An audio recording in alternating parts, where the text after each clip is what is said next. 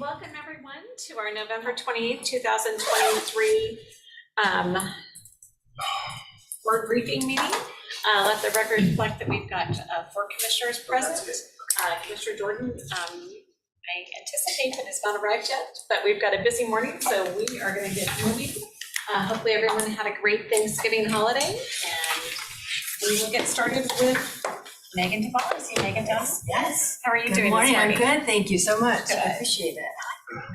Good morning. How are you? I'm good. You know, for somebody that deals with historic preservation, you look really young. Well, I just got a new hip, Al, so I think that will explain how old I really am. How's that? Yes, brand new. Yes. Medical marvels, I'll tell you. Okay, so the Davis House is being considered for listing on the Spokane Register of Historic Places. Next slide. As a property located in unincorporated Spokane County. Oh, I don't know who's, oh, there we go, perfect. Originally built in 1914, next slide, the Arthur and Florence Davis House at 306 West Graves Road meets the age criteria for listing on the Spokane Register. The Arthur and Florence Davis House meets the Spokane City and County Register of Historic Places Category A as a product of community planning and development through the Country Homes Development Company. Next slide. A business that planned and established a residential neighborhood called Country Homes Estates in Spokane County, north of the city. Next slide. The Davis House was one of the first homes built in the Country Homes Estates residential neighborhood, which was developed from 1914 to 1970, and demonstrates the popularity of the bungalow house form and craftsman style details preferred by homeowners who purchase similar residences in the Country Homes Estates. The house sits on a lot just under 1 full acre and includes several outbuildings that you can see here. Next slide. J.P. Graves was a Spokane real estate developer, railroad and mining man, and founder of Whitworth College in Spokane County. In 1912, he helped organize the Country Homes Development Company. Next slide. One of the earliest empire builders and forefathers of Spokane, Graves purchased over 3,000 acres of open and pine-studded land in the Meade Township, 5 miles north of Spokane in Spokane County. Next slide. On October 17, 1916, Arthur Davis, a prominent Spokane lawyer with offices in the Ziegler Block on West Riverside Avenue in downtown Spokane, and his wife Florence purchased the newly built single-family dwelling for $3,000 on Graves Road. Next slide. The Davises owned and resided in the house for the next 22 years, from 1916 to 1938. Arthur Davis was born in 1873 in Iowa. Next slide. Attended Upper Iowa University and earned a Bachelor of Science degree in 1893. He taught school for 7 years. He then studied law at the University of Iowa. Next slide. Arthur served on various Spokane public school boards, the Board of Regents for Washington State University for 23 years. North Hall at Washington State University was renamed Davis Hall in recognition of Arthur Davis and his many accomplishments. Next slide. Arthur died in 1945. Florence lived in Spokane for 65 years. She was praised as a past Grand Matron and dignitary of the Order of Eastern Star and Supreme Queen of the Daughters of the Nile. Next slide. Florence died in March 1972 at the age of 90. And actually she sold it right after Arthur had died. And then somebody else lived there for a couple of years and she bought it back because she loved the house so much. So the Davis House retains the essential physical features to convey its historic identity. Next slide. And we'll go one more slide. Oh, maybe one more. And one more. There we go. Although, so you can see this is what the house originally looked like. So it really does still retain a lot of what it has. Obviously, the interior is very intact, but a large wraparound front porch was added to the house in the 1990s, maybe early 2000s. This porch, although constructed in the craftsman style, does mask the original structure behind. So you can go to the next slide. Therefore, the Davis House is not eligible under Category C for its architecture, even though it looks like a really good example of a craftsman. The interior of the Davis House does have excellent integrity. And the Landmarks Commission reviewed the Arthur and Florence Davis House on November 15th and recommends that it's eligible for the Spokane Register under Category A. And that concludes my briefing for you. Unless there are any questions I can help with. Are there any questions? Thank you. Yeah. Is the wraparound porch kind of pretty unique in the bungalow? You usually just see it in the front. Yeah, of the generally. Craftsman. I mean, sometimes you'll see them go on the side. Yeah, That is a very prominent front porch, and they did a great job. But I think the problem was it's like it fools you into thinking that it was original, and that's why I think when I was actually, I was recovering from my hip surgery, and so they went out and took a look at it, and the historians and architects were like, ooh, this is really a big porch, you know, like it looks right, but you know, it doesn't quite convey what it originally was. It was really quite a modest looking house for as sort of fancy as the interior was. It has an ingle nook. I mean, it has a lot of really cool features on the inside. So yeah. Wraparound porch is really kind of a Midwestern feature that was developed and stuff. And so, incorporating it here in the Pacific Northwest is kind of an extension of that. But it's really a Midwestern Yeah. technique. Yeah, exactly. So yeah. Thank you so much. Thank you. Appreciate it. Sure.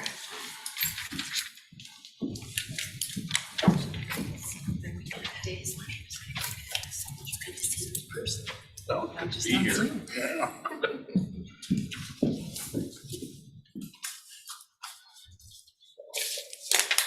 It's rotating chair this morning, so it's no problem. Thank you so much. I forgot what Al looked like. I know. You don't remember him with the beard, do you? No, I don't. Still doesn't have one. So welcome, Dave. Thank you. Thank you. I'll introduce myself, if that's okay. David Munt, I'm the coordinator with the Spokane County Noxious Weed Board. 29 years, been involved, was actually a board member on the weed board started in 1989. So I've been around quite a few years on this board.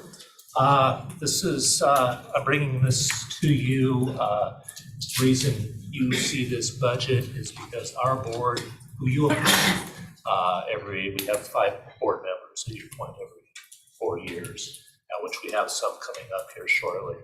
And we do a budget, of course, and then we submit it to you. And the way it was explained to me early back in the day from Jim Amacio was it was a budget that we approve as a board, or the board approves, and then it's kind of submitted to you to ensure that the operating costs of the weed board are being met. There's enough money there to operate the weed board.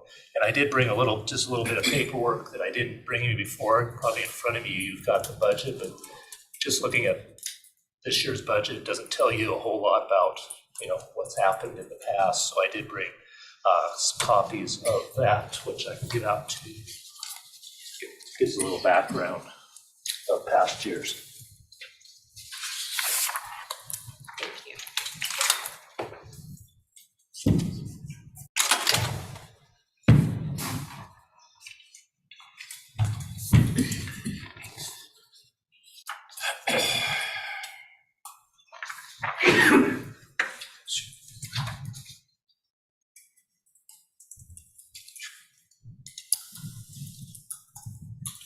The way the weed board is funded is through a property assessment that was first established in the early 80s. Every county kind of operates differently. About 50% of the county of the noxious weed boards are funded through a property tax assessment, and about 50% are funded through the general fund. Fortunately, here in Spokane County, we are funded through assessment. You can imagine when we have the counties that are funded through general fund, they're fighting against all other entities in the county government. So we're fortunate to do that. Our budget is, we've been running under the same assessment since 2014.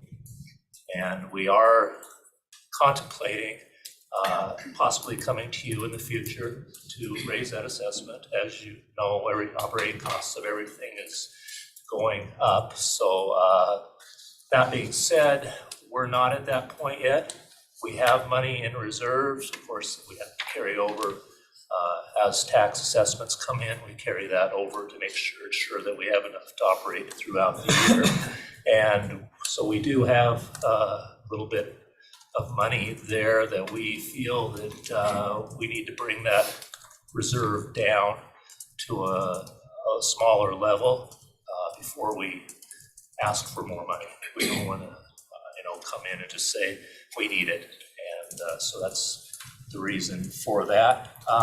Looking at the budget numbers there, we have last year we started out with our budget of $225,000. With hopefully we were gonna. Our plan was to get it down to about $150,000, and just the way things worked out, we ended up losing 2 employees that we had hoped to kind of convert to more hours, just because of the workload that is involved. And unfortunately, we lost 1 to U.S. Fish and Wildlife and 1 to the USDA. So that made a difference. And then we had another employee that passed away. So I mean, that cut into that, and it ended up being that our dollars at the end of this year will be about exactly where we started last year. So we are looking at trying to spend, I guess it's hard to say, but we're trying to spend more money this next year, but that all depend on, quality of employees we can get. There is some expertise, of course, involved in kind of what we do, and as you know, the employee pool is shrinking, and we're competing with other entities, USDA and such, that are able to offer, a better package to them. So I'm more than welcome to take any questions that you might have. You might try to give you a better understanding of the weed board. I know we don't have a lot of time to go over in depth. So I have just a couple of questions on just, kind of what you guys do in general. Okay. Just to kind of, with 2 new commissioners and even myself, knowing what the weed board does, what, Okay, yeah. So we're a regulatory agency that was established by the county commissioners. It was state law that was passed in 1970, and they put it out to the counties to establish a weed board if you had certain noxious weeds growing in the county, of which now we have about 150 different species throughout the state that are regulated noxious weeds. And so they developed us as a weed board, and then of course went through the funding aspects of it. And now really what we do is we go out and look for noxious weeds on public, private landowners, any landowners. I hate to say, but some of our larger problem areas are with governmental entities. We work with, private landowners. The way the law is written is not great. It gives us a great deal of authority over a private landowner. We can go on to private land. Of course, we're not just going to walk into somebody's backyard. We have right of entry onto people's property, but we're going to, of course, contact them before we would ever, or before we make entry. And unfortunately, there's enough weeds out there, as you know, if you really start to look, you can see a lot from the road. And so we do that. But we're out there looking for those noxious weeds. With government agencies or with private individuals, private landowners, the law allows us to do enforcement actions if they don't comply with what we're asking. And we can go in and we can actually take care of the weeds. It's kind of a last resort. And then we can actually put a lien on the property. Unfortunately, with government entities, whether it be the county, the city, the state parks, DNR, whoever that may be, it allows us to do that. We can go in and do that, but they can turn around and say thank you. And our budget, of course, you can see it's, make this 20 times that. That's not going to take care of all the government property in the county. So that being said, we have inspectors. We hire usually anywhere from 6 to 10 seasonal inspectors, April through October. They're out looking for noxious weeds, responding to citizens' complaints. Also going out, what we call sometimes weed walks. We get many of these. People just want to know, what do we have on our property? That's all included. It's not something we charge them for. Everybody's paying an assessment. For the most part, anybody in here that has property, you look on your tax statement, you're gonna see it says weed on there, and it's not that weed. Actually, we get many calls, sometimes voicemails in the middle of the night asking if we're open. But that, that just continues to happen. And those, we work with, every type of entity out there, different landowners. And it's rewarding for us to be able to help landowners where 25 years ago, probably 80% of our work was with large tract agriculture. And 20% was, suburban, urban type areas. Now that has completely shifted where probably only 10 to 20% is with large tract agriculture. 80% is city lots or rural type areas, most often properties that are under 15 to 20 acres. And it might be a vacant lot that's only, 10,000 square feet. So that has really shifted. And our focus really has shifted too from where we have that enforcement capability, and we still do use that. We're trying to develop more of an educational type program, because with the sheer number of parcels, the numbers don't really work out. We have 10, say 8 to 10 inspectors and 225,000 parcels to try to look at.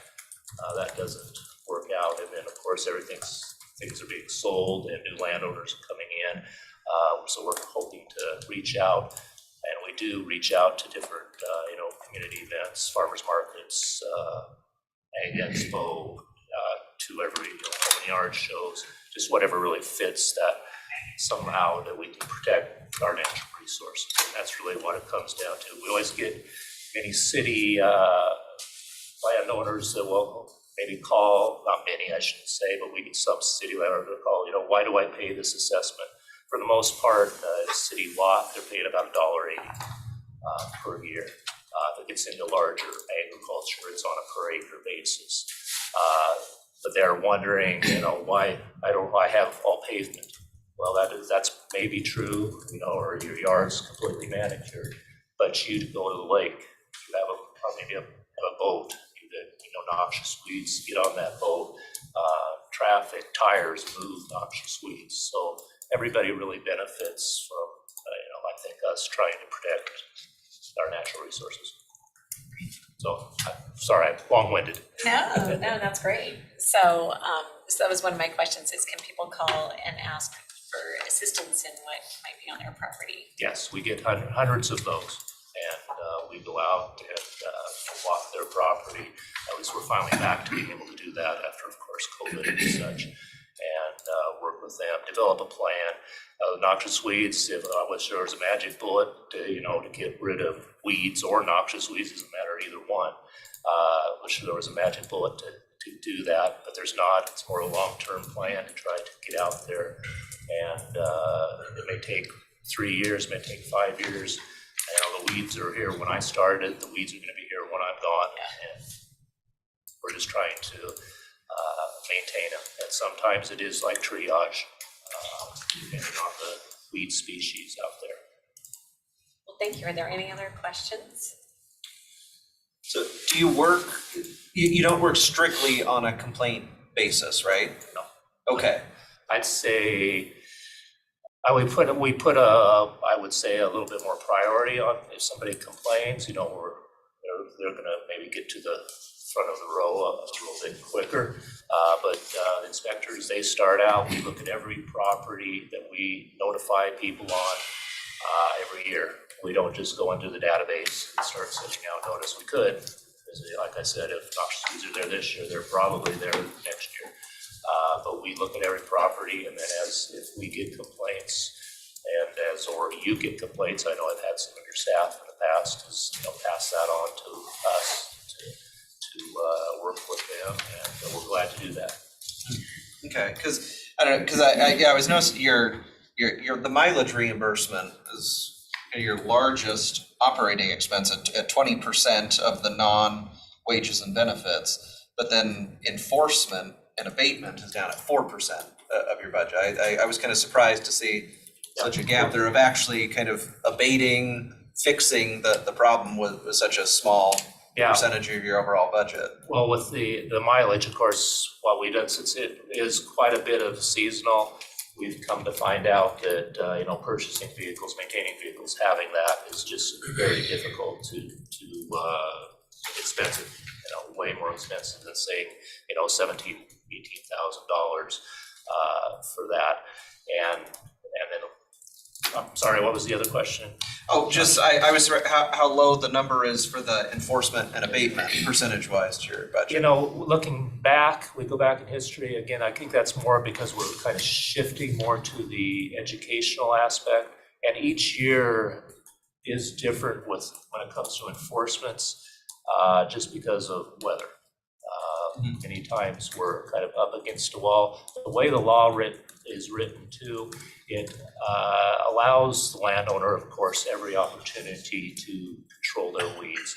And that means clear up to what we call seed set when it's going to seed. Well, as you can imagine, when you have a county the size we have here, many of these weeds start to go to seed at the same time. So we're kind of unable to get through the whole process to do the enforcements, depending on the year, because there is a process. It's not just send a letter and go in and take care of the weeds. It's kind of, you have to almost create a court case, because it can end up at that point, and everything's documented. So what we usually do is, the criteria is we send a first notice. We can talk to somebody right off, that's great, we'll solve that problem with just communications there. We'll send a first notice, we have second notices, we have what we've called enforcement warning notices, and then we have enforcement notices. Enforcement notices have to be sent certified mail, and they have to hopefully be signed with a green card back to us. That whole process is about a month-long process. So we try to do that. The law does allow us to actually go straight to that enforcement and abatement, which can give a landowner only 2 days to control their weeds. That we do on occasion, but unfortunately, again, it's a Band-Aid approach, because we're coming in, we're taking care of the weeds, but long-term, if we don't have their cooperation, we're not going to get the weeds really controlled. And then you've referenced the ramping up the educational aspect next year. Yeah. But you're asking for, you're budgeting less money towards education, but of the amount you had allocated towards education this year, you didn't even spend 10% of it. Yeah, and that's because of losing the exact people that we had geared toward that are the ones we lost. And the reason being, with education, most of that money with education is rolled into payroll, not really the education aspect is more of just the dollars for developing a program or a literature or something to take to people, where really the real dollars are in the payroll. Okay.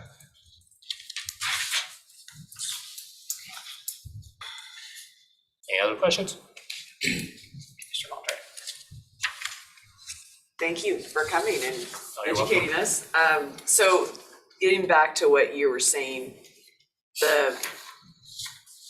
it looks like expenses went down, and you said that's because you've had some unfilled positions Yes. this past year. We lost people, Yeah, that's too quality bad. people That's that too we, bad. and that's just part of what we're dealing with. Of course, we're a smaller entity Yeah. and competing with whether it be the state or the county or who it may be. So that accounts for like the things being a little bit less compared to what you budgeted this year. Yes, significantly. Well, I certainly hope you're able to find some folks next year, and And we usually do. They I don't want to say come out of the woodwork, but we seem to, There's gotta be another some thing you young- could say about coming out of the weeds or, work. anyway, okay. Getting in the weeds, okay. Thank you very much. Thank you very much. You're welcome. Appreciate you coming. And since I only don't have an opportunity to meet with you very often, a few of you have already had these, but I just want to leave you with something to read at night. Right, good stuff. Can't wait. Thanks. No, I appreciate that. This is really pretty. Some of these are so pretty though. That's, noxious weeds are pretty, and many of them are, were originally planted as ornamentals. Right. Yeah. Well, thank you very much. I think this is on our agenda for next week to approve. Okay. So. All right, thank we'll you. get that Any done. questions throughout a year, throughout the growing season? Pass them our way. Okay, great. Thank you. Thank you. Appreciate it, Dave. Now it's gonna take us then to our next item is Dr. Zing.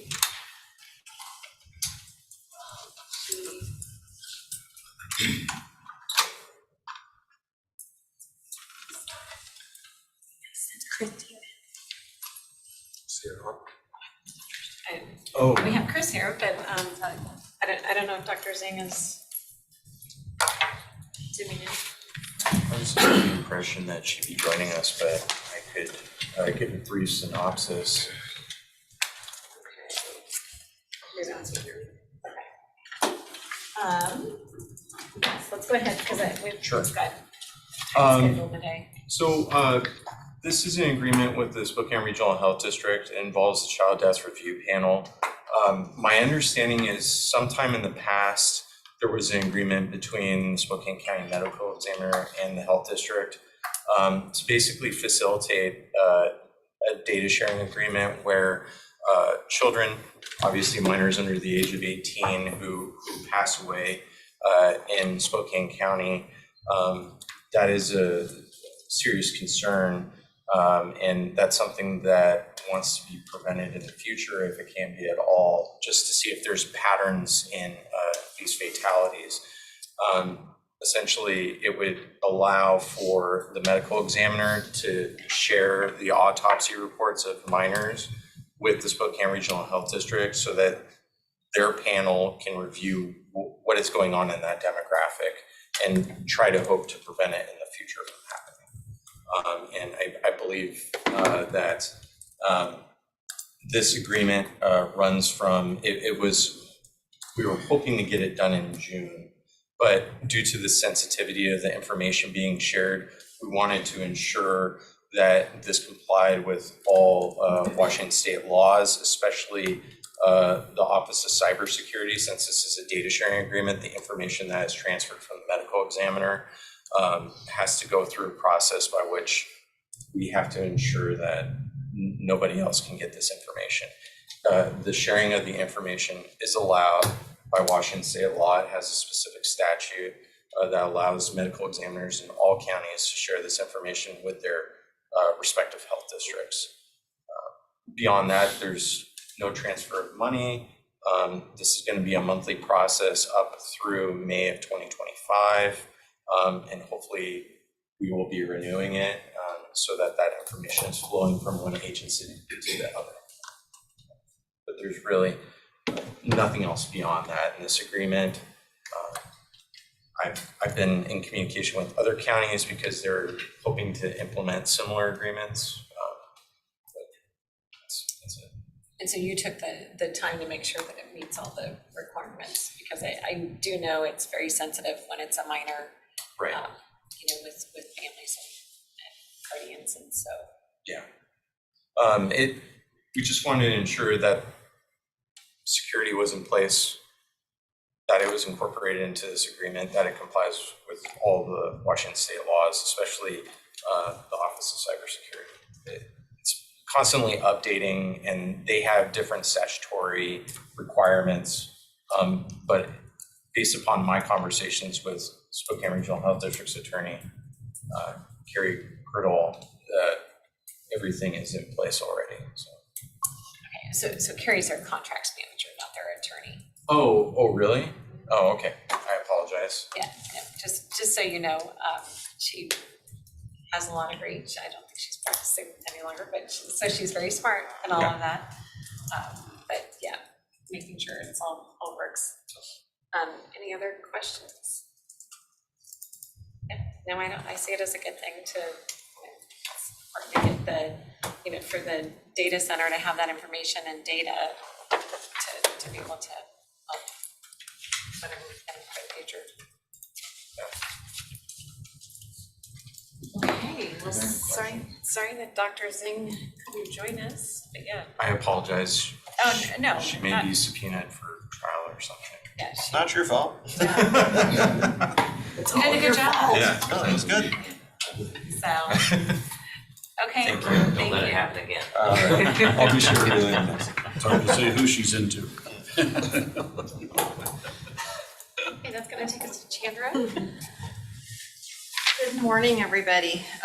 So a couple things, a couple of different topics for you today. So first is just a briefing on our fiscal year 23 Homeland Security Grant contract that we have received from the state. Some really good news there.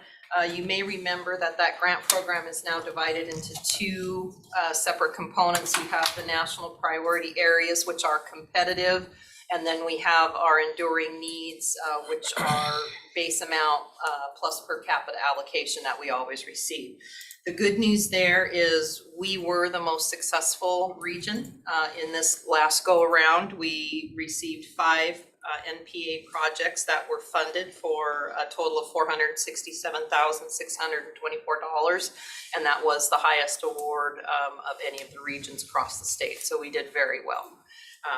And that speaks to the folks we have, our first responders being able to come in and really communicate their priorities and why these pieces of equipment and things are really important. So that was very cool. So you'll be seeing that contract shortly. And a lot of good stuff happening on recovery from the fires. So the disaster case managers are on site and they've begun working. We've provided them the database that we pulled together from all of the intake forms, ours, Medical Lakes, as well as Elks. So they're starting to connect with folks. So that's really, really good. That's a huge step for people. We believe we have completed the asbestos testing for the uninsured. We had a handful of folks who refused help. They didn't want it. We also had a handful of folks who didn't respond either to email, texts, or reaching out to them. Our program completed 26 assessments. We also have quite a few other folks who received help from the Knight Brothers up in Elk through ServPro. They helped quite a few folks as well. The good news is we're running about 18 to 20% contamination, which is far lower than we feared. So that's really good news for that. So we also, yesterday, we received the intergovernmental agreement from Washington State for the debris clearance, which is huge. So we have 2 contracts that we've received back. We're waiting for 2 more of our local contractors to do the abatement and debris removal. So we'll start connecting folks to the debris contractors this week. So that's huge. That's really, really good news on that. And you will be seeing those contracts shortly as well. Yes, sir. Is this the debris that's going to end up ultimately in Graham, or is Yes. this debris? Okay, Yep. great, terrific, thank you. Yep, so that's really good news. To date, we have spent about $56,000 on the RV winterization project. We've purchased foam board insulation, heated hose, all sorts of things.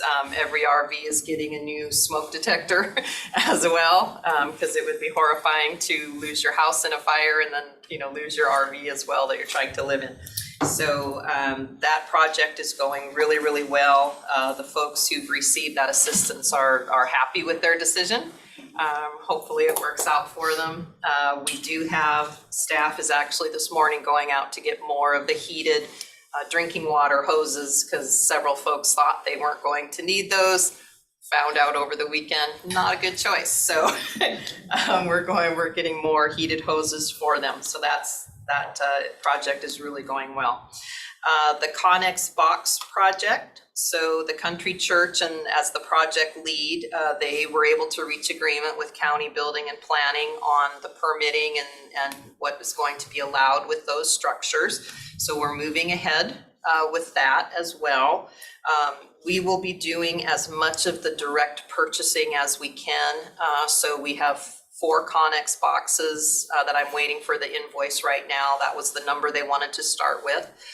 They have a lot of donated materials and supplies, and so we will direct purchase anything else they need as they let us know they need it.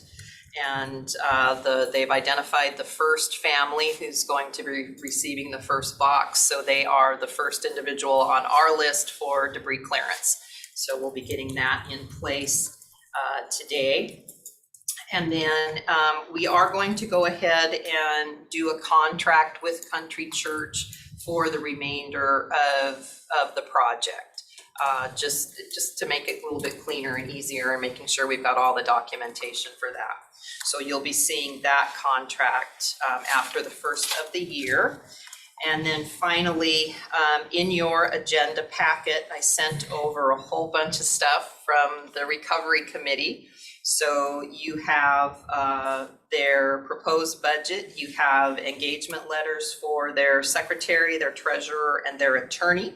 You also have their articles of incorporation and their EIN confirmation. And then you have a request for funding. So we did receive permission from the state to transfer $50,000 directly to them to support their administration. And we are in the process of drafting their contract and their scope of work to enable the transfer of those funds. And they have requested and approved a match from the Innovia Fund. So their annual budget is right about $66,000. So $50,000 of that will be coming from the governor's money, and then they have the match from Innovia to cover that, the balance of that. So any questions on any of that? I know it's a lot of stuff for you guys this morning. Just a general comment, well, a couple of comments. Chandra, you're just doing a great job. Thank you so much. I'm glad that you're positioned and the place that you are to be able to get us through this. So just thanks for the great work you're doing, as well as your team and stuff. So did have the opportunity to attend one of several meetings out there with the property owners and stuff. And as it relates to the container Connex boxes, you know, these are deemed to be temporary structures, but and Monty Chamberlain was there at the meeting with me and stuff, and it's more than likely some of these homes are going to take longer than just a year to build. You know, especially for those that are underinsured, where it's going to require the homeowner to do a lot of that work. There's only so much the homeowner can do in a timely fashion. So I just wanted to make the board aware that we very well might be in a situation to where we're going to have to extend those permits for a longer period of time to give people the ability to stay on their property while they're rebuilding and stuff. So I just wanted to give you a heads up that would not be surprised that we're going to be asked to do that and stuff. So other than that, thanks. Oh, very welcome. And that reminded me of one other thing. The LTRG has had an initial conversation with Mennonite Disaster Services. They come in and they actually do home construction. So we'll be having that conversation, and hopefully some folks will be receiving construction assistance from the Mennonites. So that's good news as well. Thanks, Chandra. Appreciate your work. I was wondering if there's any kind of prognosis on how weather might clean up. So there is a little bit of snow forecast for Friday, which is unfortunate. I don't know how much we're actually going to get, but the commitment we've gotten from the 4 contractors that we're using is they will work till they can't. If we get a large amount of snow that really impedes their work, then they'll have to stop. But The weather service feels that we'll have a limited amount of snow this year, so we'll just see how it goes. But that's the commitment they've given us, is they'll work till they can.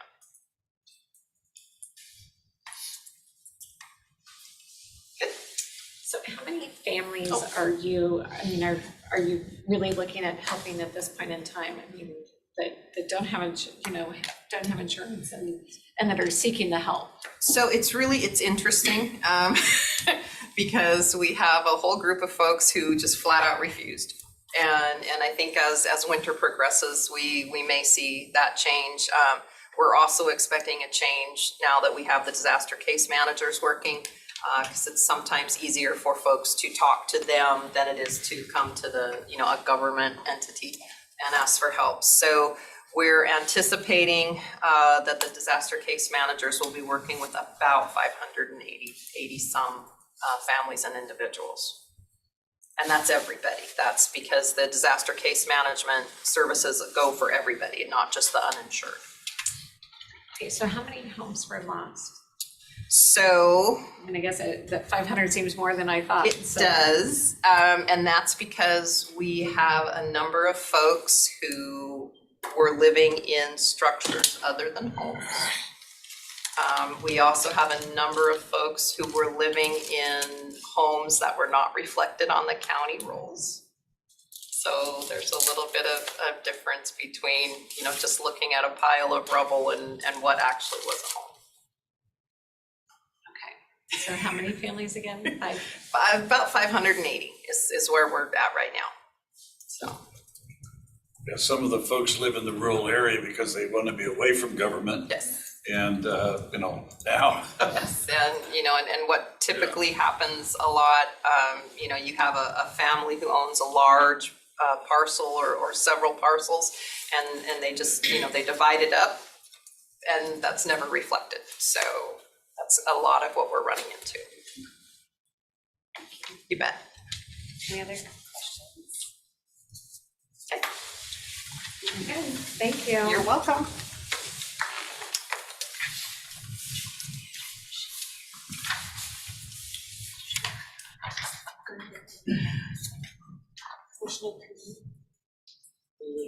I sent an email to Chief Allen to let him know we're, oh, there he is. Yeah. Oh, sorry, got it. Good morning, Chief. Good morning, how are you? Good, how are you doing? I'm good. Thank you.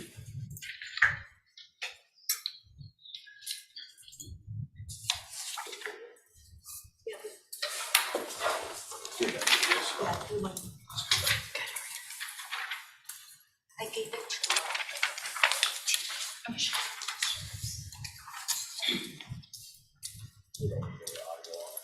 Okay. Do you want to do that before I show the budget? Just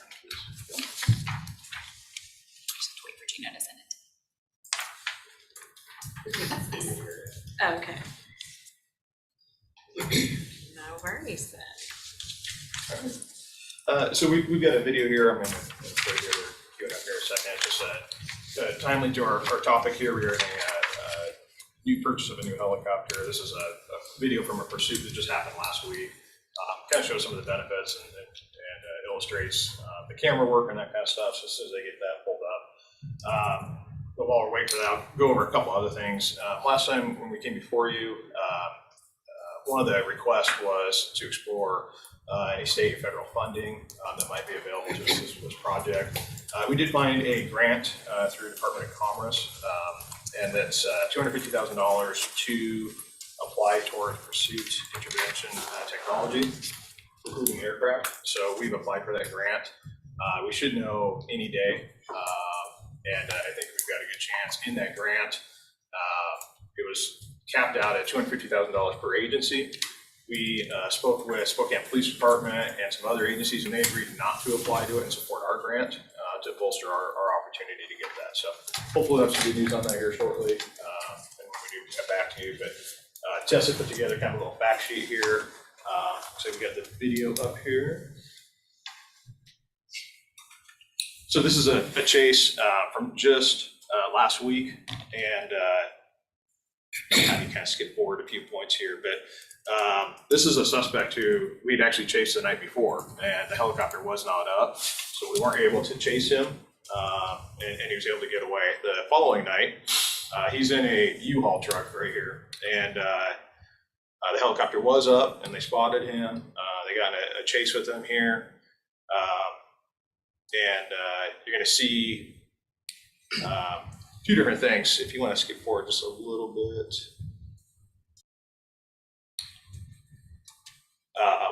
He goes through, and one of the really good benefits is that a lot of times when you're going to see him flip a U-turn here in the middle of the intersection, cut some people off, just driving really recklessly. And for us, we really want to get into a position where we're not having to chase them. We're not having a whole bunch of patrol cars that are going at high speeds, suspect driving at high speeds, endangering citizens on the roadway, all those kind of things. And so by allowing the helicopter to follow it, they turn all their lights off, the patrol cars stop following, and the studies show that generally within a couple of minutes, they'll pull over, they'll park, the helicopter is seeing him, and they're able to just guide patrol officers in. You're gonna see here, he gets a little lost here, and he goes into a cul-de-sac here, not knowing that it's gonna dead end, and he's gonna jump out, and you're gonna kind of see some of his actions here. This is the daytime color camera, and then now they're switching into the thermal imaging camera. So he parks the car here. You can see the quality of the camera system, and they're going to track him. And he's basically trying to hide. There's patrol cars that are being guided into the scene here, and he probably is aware that they're coming. So he's going to try and hide. Not suspicious at all. It's going about his business. Backyard all the time. Yeah. Working very well. Wow. So it was a U-Haul truck, so he was moving? Yeah. He's moving other people's property, I'm sure.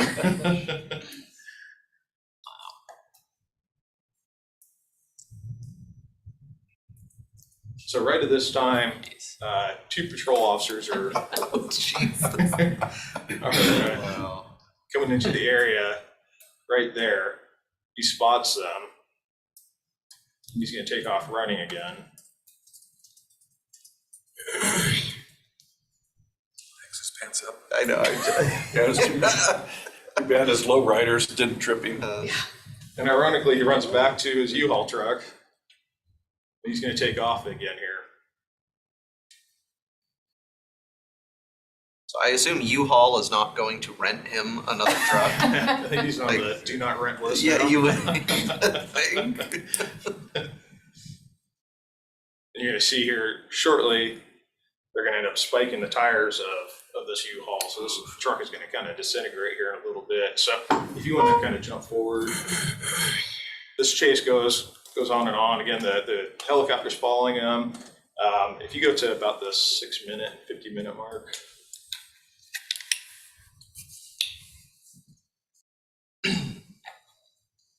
Right in here, still driving recklessly, and you're going to see our officers throw out some spike strips here in just a second. They're going to spike his tires, and all 4 tires are going to go flat. He's going to keep running on them, and one of the interesting things about the camera is that as the tire basically disintegrates, it's going to start throwing up sparks, and the camera is going to go ahead and show basically the vehicle just imploding here. And you can see right here, there's an officer throwing out spike strips. And again, we've been able to do this without having to have long line of patrol cars pushing them, high speed, citizens being endangered and that kind of stuff. He's kind of just being monitored by the air. So they spike him, and you can kind of see here in the next couple seconds, the tires are going to start disintegrating. You're going to see sparks flying all over the place and debris going and that kind of stuff. I'm going to go forward just about a minute here. So what area of town was this? So this is mainly Valley, although here's where it's ending. This is near Havana Pacific area, kind of behind that the old Kmart in that area there. So right now his vehicle, all his tires are blown and everything, and he's looking for a place to ditch his vehicle. And there's no patrol cars in the area, so he's pulled off, and the air crews are watching him. They're gonna see him ditch the vehicle right here, and now they're gonna guide patrol officers in, and you can see some of the debris that's hot there, right off the vehicle, because it's just throwing rubber and everything. Trips, jumps over the fence, and now they're guiding the patrol officers in. There's like 4 or 5 that he didn't know that was in that vicinity, tailing him. That a patrol car that just showed up? Yep. And there's a patrol car over on the, it'll be on the south side too. He's gonna try and pin himself in right into this house here, which is great because our patrol guys are converging on him. You kind of see him up at the upper corner. They're gonna come from the other side. Yeah, just doing the thing. If I can't see them, they can't see me thing, hopefully. You can see actually the heat from his foot tracks in the kind of cold grass there. Oh, goodness. Best ending would have been had he pulled up in the truck back at the U-Haul place to return it and then run from there. I think he did, because that's where the U-Haul truck place is. It's close by, yeah. It's like, that's where it is.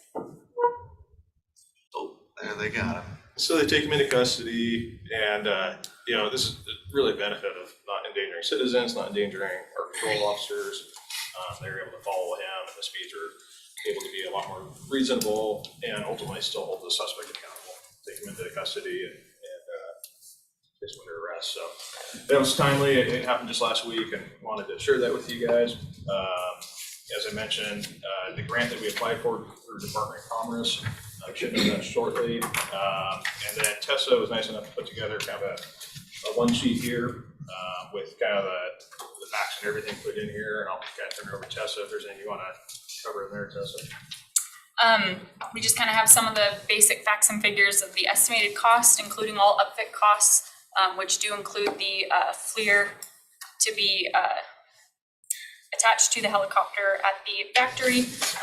Once we do take ownership of the helicopter in the state of Washington, we will have to pay tax on that. So that has been included here. We do have a $0 down payment as presented by Bell, still confirmed. And then our current funding plan, we've received $500,000 from the federal money that was accepted by the board earlier this year. State grant pending, hopefully we'll know soon. And then estimated auction proceeds around $1 million, hoping for more always. If anyone wants to buy a helicopter, please do so at a lot more than $1 million. And then we kind of have the estimated remaining cost lingering out there. And then we've included some facts about current ASU support from the region, as well as some language in italics there from the Valley contract, as we know that's been a conversation topic before. Couple other things. We've been working with county purchasing to get sole source determination. They've approved that. We're working through just making sure that the grant will support that as well. So that part has been resolved. And then speaking with Bell Helicopter, they were in town last week. They can deliver as early as July, and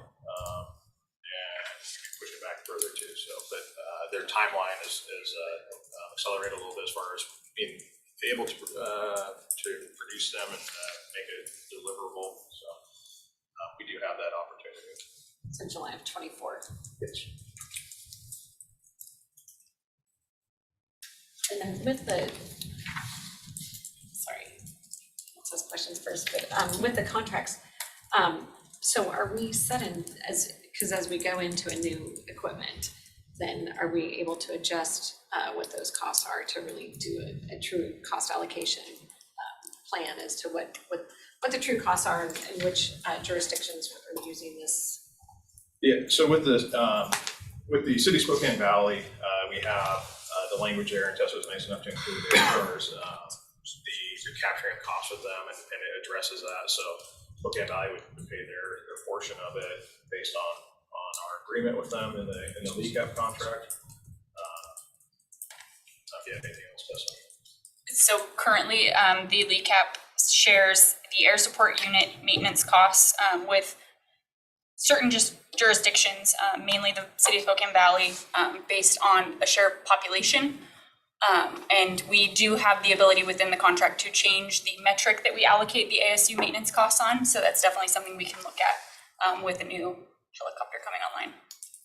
Because, I don't know, I think for me, ensuring that, having one jurisdiction actually own it and then allocating those costs out, through an agreement is better than trying to have, if the valley pays so much, then the valley feels like they own it. And it, just to alleviate that confusion, I think it's better to just have it be owned by one entity. Yes. And then the cost be allocated out based on a per use or whatever that is, because you're never gonna know in advance who's using it or not. But you want it to be, available for use for, any of the jurisdictions that are using it, so. Yeah, a very good point, yeah. And so in the format that this is set up in, Spokane County would be the owner of the helicopter, it'd be 100% theirs. And then, for all the contract cities, Spokane Valley, Deer Park, they would all pay their proportion of it and that kind of stuff, depending on use.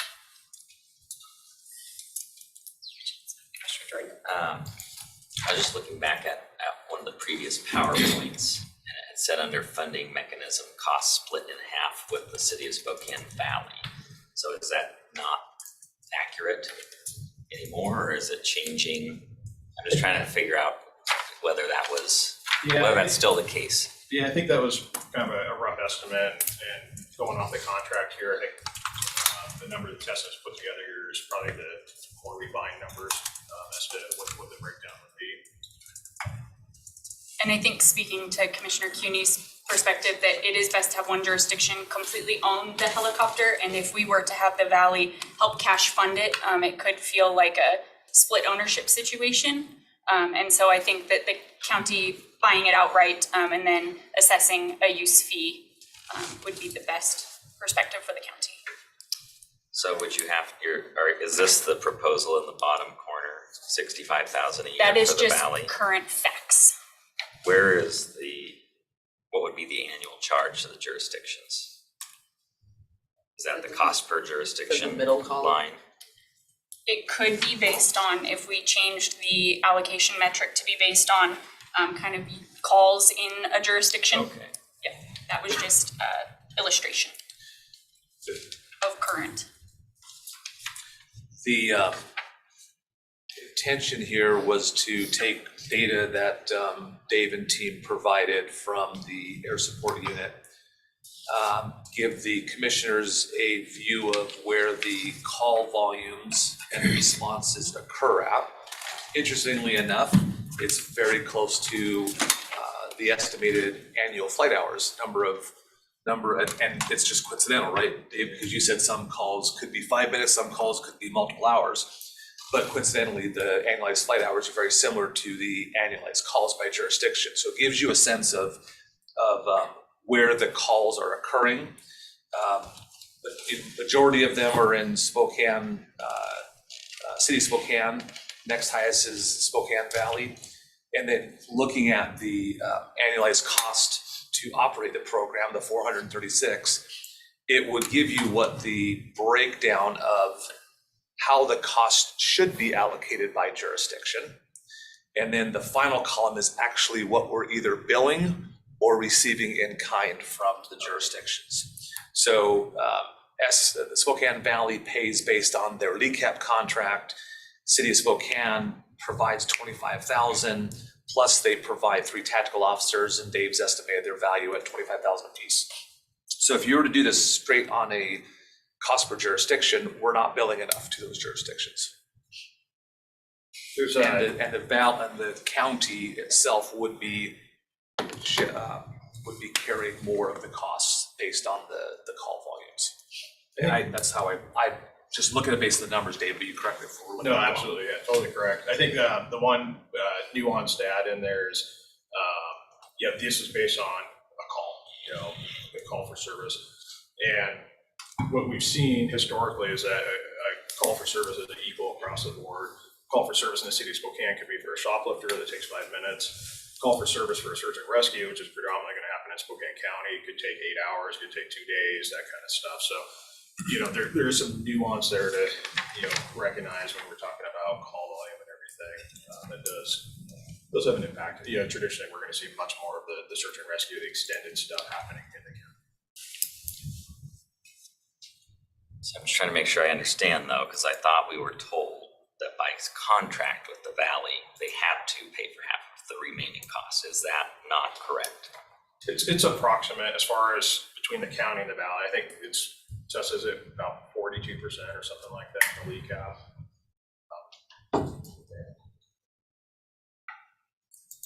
Where is that? And that's if we were to purchase it outright and ask them for a capital contribution upfront. We have the option to not ask them for a capital contribution. It does say we shall only consult with the city prior to capital purchases exceeding $200,000. So we have some discretion. The contract is quiet as far as how we would split those costs. And we have had conversations with the city of Spokane Valley. And I think the biggest outstanding piece is still what the remaining cost is after auction proceeds, kind of how much we need to settle on. Is still kind of the large lingering question for all jurisdictions. So under the contract, they have to agree. Is that accurate? The valley does, I think if for, to contribute a certain amount. for purchases of capital equipment, they would have to, of greater than $50,000, they would have to agree at the time. But for those, and those are equipment deemed necessary for commissioned officers. For other capital purchases, the way I read this thing is if it exceeds 200,000, then we have to consult with them. So I think this falls into the latter category under a helicopter purchase. They don't have to approve it, we have to consult with them. The LECAP agreement is a very complicated one, and in some regards, part of it, there's based on assignment of resources, it comes out to about 42%, but yet in the air support unit, it's specific to, it's based on population. So it's not really going to be a 42%, it's going to be much less when you see the $65,000 contribution here. I think it's something we need to look at with the LECAP contract to make sure that we're getting appropriate recovery of this air support unit cost. So, and as I've thought about this, knowing this was coming back, I'd rather have the county own the helicopter outright and not have it be split between the valley jurisdiction and, you know, because we're the ones managing it. And I'd rather have us set up a better contribution agreement on use. I think that's gonna be a much better way to go about it in the future. It's no different than the Small Arms Range and the training center. We didn't ask for their capital contribution to it. That is all on the county, and then they will pay, their proportionate use rather than on the capital side. So the more I started thinking about this, the more I think I'd rather just have us own the helicopter and then charge out to the jurisdictions and come up with what that's really going to be, because it's going to be a newer, different helicopter. It's going to be. We're not going to know those costs until we get there. And all the maintenance costs that we're spending right now.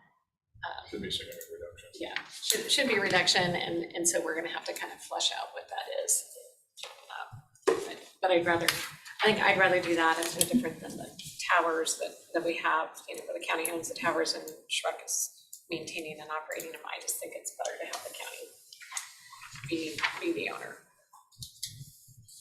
And really, the only difference is they're not gonna pay for it up front, but they're gonna pay for it as they use it, because we're gonna charge them for the use. So at the end of the day, we get to the same place. I mean, the full cost isn't on us, because we're gonna be making money when they use it.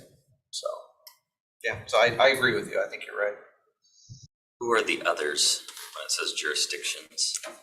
So it could be Liberty Lake, it could be Everett Heights, it could be, other agencies like that, yeah. Liberty Lake does provide a tactical flight officer to the program. And so, yeah, it could be basically anyone else. Are we allowed to charge by use? I thought there was FAA regulations that made that difficult. So on our existing aircraft, those are public use aircraft, so you can't do a cost by call situation. It's a non-certificated aircraft, and you're exactly right by the FAA standards. On the new aircraft that's coming in is a certificated aircraft, and so you would be able to go through and charge on a call-by-call basis for that. What was that called? Sorry, I haven't. Certificated aircraft, is that so? Yeah. So if we were doing a rescue mission in Okanagan County, helping them out, we could charge them for that? If it's in a certificated aircraft, the issue is that most of our rescues are done in the super UEs, and those still would not be certificated aircraft. This new one, which is going to be predominantly used for the chases, pursuits, that kind of stuff, would be a certificated aircraft that would be eligible for that. So it depends on the type of mission, basically. The type of the aircraft, yeah.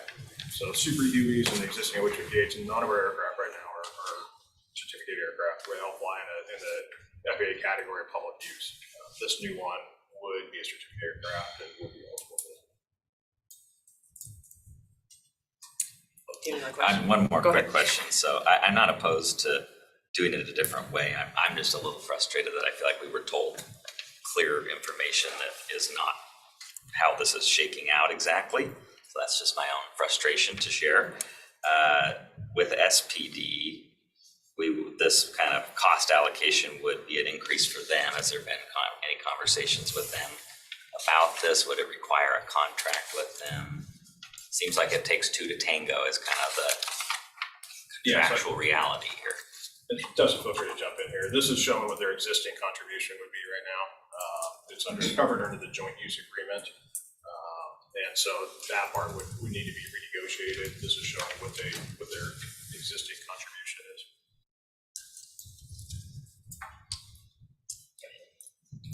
So, yeah, I guess we better get negotiating if we're gonna be able to, but I also am concerned, isn't this just to maintain the annual cost of just maintaining it? Of running the aircraft?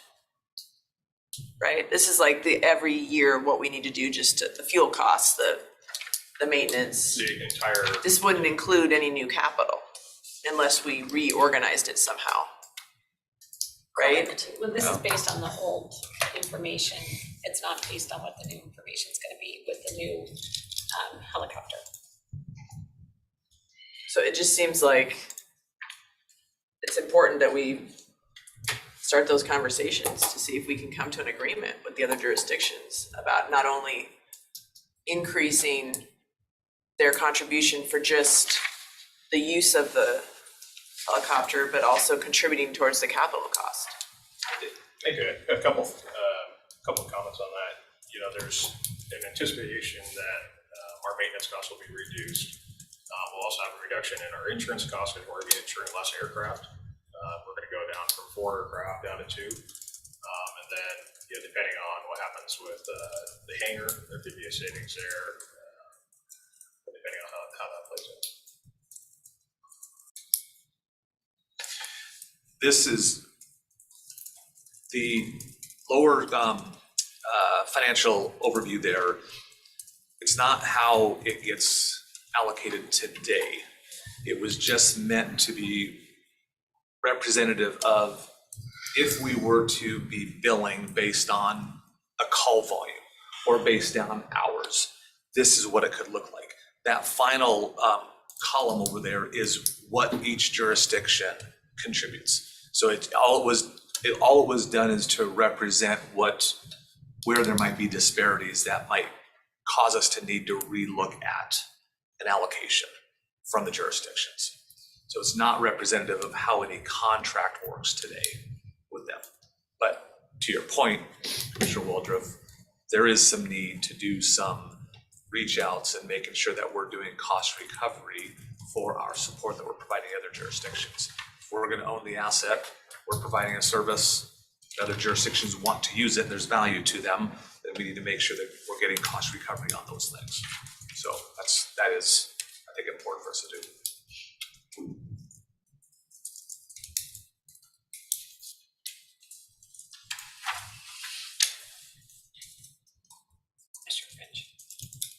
absent the use of the helicopter, it would seem to me that you're going to end up having to deploy a lot more police officers and put not only them and the community in a greater risk.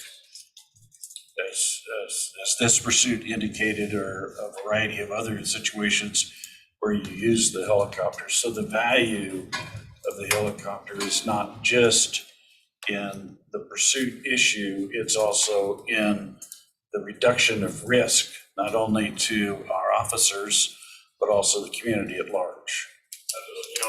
Pursuits are dangerous, and, we get a fair amount of vehicle crashes because of it. So we have costs that go to replacing and repairing vehicles, we have costs that come to litigation when, a suspect hits a citizen, which happens, and, then as a result, the county gets sued for that. And then you have situations like this where we might, without the helicopter there, we just wouldn't have, he just would have gotten away, just like he did the night before when he ran from us. And he would continue on committing his crimes. So if not for the helicopter, then we put our officers in the community at a higher level of risk. Correct. So what's your alternative? I don't have an alternative. Okay. I'm just looking, I agree with everything that you're saying, Commissioner. I'm just looking for the finances to go along with, when I voted to agree to take the federal grant, the conversation was the county would look to finance about $1 million and that the valley would finance the other half. So if that's not the case, I'm just looking for what the financials are to support from our, neighboring jurisdictions that we work with. So just looking forward to seeing those numbers. Well, I don't know that we're gonna see those numbers. I mean, if this doesn't come in till July of 2024, and we've got to see what we're gonna get in selling the other helicopter. So we're a year out in knowing those numbers, but I'm willing to move forward because I think it's an important thing for us to do. So, knowing that we're potentially we're gonna be. And like I said, since the discussion of us, accepting the grant, I've rethought that I think it's better for us to own the helicopter and not be trying to disperse the capital contribution with the valley. That it's gonna be better for us to actually own it, and then we figure out what that cost allocation is gonna be. And we're not gonna recover all the capital costs. I mean, it's not 100% recovery on capital costs. That's not what I think any of us are in. It's not what I'd be anticipating when we own the asset. So, but we need to make sure that they're covering just like any other enterprise fund or just those kinds of things. That it's not the burden of the county to take care of everything for the other jurisdictions that are using it. There's a certain amount that we will just ultimately do as the owners, but for the most part, we need to figure out what that reality looks like for the future. But we're probably, I would say, a year away from making a change to that, because if we don't get this till July, we're only gonna have 6 months of data, and so a year's, I think, plenty of time to then start to, renegotiate that.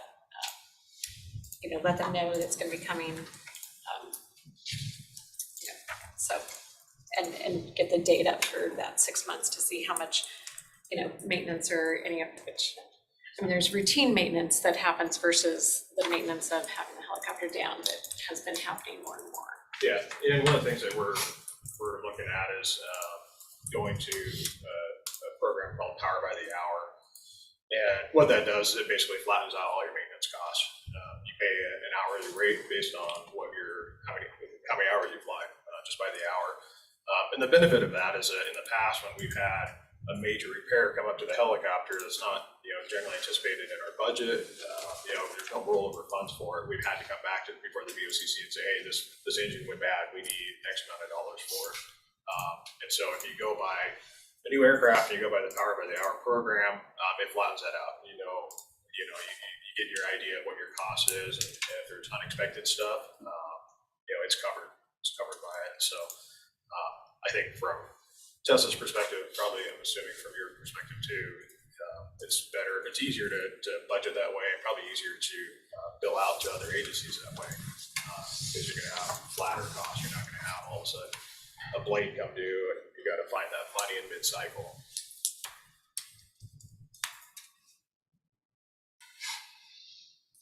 Question. When we had chatted before the accepting of the grant, it sounded like that's the idea of charging for use is not the norm in certain services. And there's a kind of collaboration piece with Bomb Squad and different things. And so it seemed, at the time, I was under the impression that charging for service was not collaborative. Is that changing? Are you worried about that? Just my opinion, my opinion is that when we're dealing with the one-offs and that kind of stuff for agencies, you mentioned Okanagan County or something like that, it probably doesn't make sense. And, a very good examples, we had the big fires here, and we had hundreds of officers rolling from all around the area, that kind of stuff, fishing game, Spokane Police Department, Homeland Border Patrol, all these kind of things rolled into the system and that kind of stuff. And I think if we had sent them a bill, we probably wouldn't get that support in the future that we needed. I think maybe the difference is for those agencies like Spokane Valley that contract with us, hey, they're a heavy user, those kind of things. They're within our county, this is something that we're going to some more of the localized stuff and that kind of stuff. I think that's a situation that you could look at, cost reimbursement and everything. But I think when we kind of get into outside the county, some of those things that might be problematic. And I think you can correct me if I'm wrong, historically, the previous sheriff probably incurred more of those costs on the county side. And I think it's time that we look at, what those costs really are. The county's been kind of paying for that need to be, apportioned out more appropriately. I mean, we even saw it as we started to do the CAD, where calls were, even though there was City of Spokane Valley, there, since it was sheriff's deputies, it was deputies that were showing it as that was a county call. So I've been, since I've been commissioner, trying to get more identity to whose call is it and really tracking whose call it is. And so I think that that's part of the new sheriff. I don't want to speak for him, but to be more reflective of what everybody's true costs are. Hey, one other thing to your point, Mr. Jordan, we received Region 9 Homeland Security grant funds for a lot of our stuff that we do. With the agreement that we're going to provide a region and that kind of stuff, the hoist on the rescue helicopter is a good example of that. That was fully funded by Region 9 Homeland Security dollars. I think it's about $200,000. And so, if you're to start getting into some of those one-offs, I think that's another point where it might get a little problematic. What is kind of the time frame that you think we'll have a pretty clear financing plan put together? I'll probably defer that to our budget office friends. I mean, I think the biggest piece is figuring out that state grant, and then as soon as the helicopter goes to auction, after we have those two pieces secured, I think we can come back with a better nuts and bolts proposal for you. What's the time frame on the auction? Do we know? So I think it's projected to go late December. Of this year? Of this year, yeah. To go to auction. And I'm not sure how long that auction stays open for. From our perspective, we want to try and get in line for the new helicopter so we can hopefully get agreed upon by the VOCC to receive it in that July. This last summer, we had multiple situations where the helicopter's just been flying in the heat this summer. They're just 54 years old, and there's some times we had to ground them. So if it was agreeable and we're able to do that, to receive it in July, we're going into our heavy season for call volume, along with the high heat and that kind of stuff. Operationally, that would be ideal.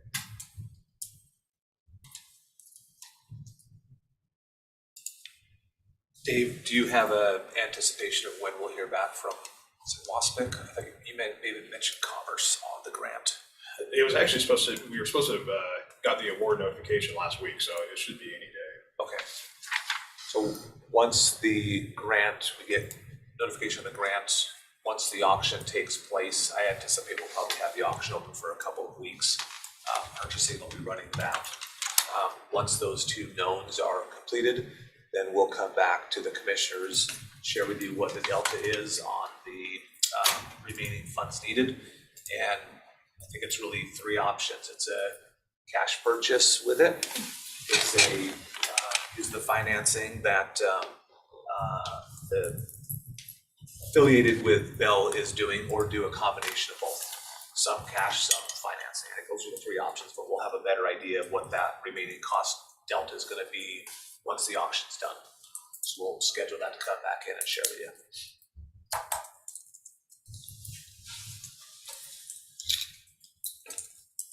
Well, I would really appreciate at least a tentative agreement with the other jurisdictions around a new funding model. I think it's a little strange to to purchase it and then go to them and say, now we need you to contribute more. I think it would be more intentional if we went sooner than later, saying, hey, we'd really like to work out a more equitable funding mechanism. I don't think it's cost per, per flight, because like you said, there's short flights, there's long flights, but some sort of more fair. I agree with you, Commissioner Cuny, that we do need to work with all the jurisdictions to have a more equitable model. So I would sure like to do that sooner than later. I don't want to delay not getting the helicopter in time because of that though. So I'm not going to require, just me, require that now in order to purchase the helicopter. So I think that's discussions that we can have. I mean, because it's going to be at least 6 months to a year for us to really figure out. Again, we've got to get the helicopter to figure out what those costs are going to be. So it's very appropriate to let the jurisdictions know that that's what we're looking at and thinking about, but we're not going to have an agreement before then. I suspect with City of Spokane, we could probably get pretty close to something by that time. The Valley is going to be a bit of a challenge because we're under an agreement with them that already defines how costs are allocated. That agreement runs through 2025. I'm in conversations with John Holman out there, their city manager, so he'll be aware of what this looks like. If we could get them to agree to some sort of different allocation, that would be excellent. But we are under contract with them right now. So I don't know if we'll look at it to see if there's anything that triggers a different change mid-term. And I'm not sure that there is right now. I was just scanning through it as we were looking, but we'll look a little bit closer. But I understand what you're saying, Commissioner Waldorf, and I think there are some opportunities. And I've talked with the sheriff on a couple occasions, and he's definitely of the same mindset of ensuring that we are doing appropriate cost recovery for the various support that we provide to other jurisdictions in the county. So, and you're the police chief for the Valley, Right. As well. So I mean, so the Valley's aware of all this that's going on. Yeah, we've had multiple meetings with Randy and Tessa and Deputy City Manager Lamb, multiple meetings kind of going over this. And I think their desire also is for the county to purchase it and to do it under depreciation. I think was their desires. So a question for you, Commissioner Waldorf. What if the city says no? What do we do? Well, I mean, we're clearly entering a new paradigm with the change in the election with the city and everything like that. They clearly do not support public safety, and so what do we do? I mean, I don't think I agree with you there, but I just look at the election results. all I'm saying is I voted to accept the grant with the understanding that we would pay half of the capital cost, the remaining of the capital cost. And so now the conversation has changed. And I'm just trying to figure out how we do that financially. We have other priorities at the county as well. And so, you know, I have to look at the financing and how much this will cost us to purchase it all versus the idea of sharing that cost with the valley, which was what was proposed just a couple months ago. So I don't know what those cost payments are. I don't know what the interest will be. All that is important information. I mean, we were looking at maybe $100,000 a year for 10 years or something, you know, and now I guess we're looking at more than that. I don't know that the amount has changed as far as what a financing might look like. But again, it's all contingent upon what we get at auction and what we get for additional state. When we originally looked at that, we didn't have the state grant, but we also didn't include the sales tax, so that's almost a net neutral. We were estimating 900,000 in a sale. We think we get $1 million. So I still think we're going to be close in terms of what the company is offering for a financing arrangement. But again, until we know what the cost differential is between purchase and grants and auction proceeds, we won't be able to nail that down. But I think by the time, if the auctions go in the mid to end of December, we should have something early January. Yeah, I'm just interested in what the impact of the budget will be, and so once we have more of that financial information, you know, that'll be helpful. It will, but I think the decision today is are we willing to move forward with it, and we'll figure out the budget side of it as we get closer in next year. We aren't at the end of this year yet. We don't know what excess revenues or not we have, but I think it's an important thing that we're gonna have to figure out what this is and make it happen. Well, and if we don't do this, there's an opportunity cost associated with not doing it. When's the next time opportunity like this will present itself?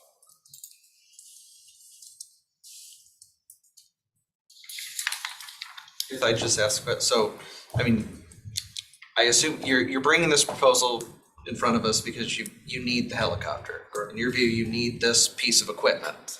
This is like any other piece of equipment. Yes, it has a higher dollar amount. It's very rare we have $500,000 on the table from a federal grant.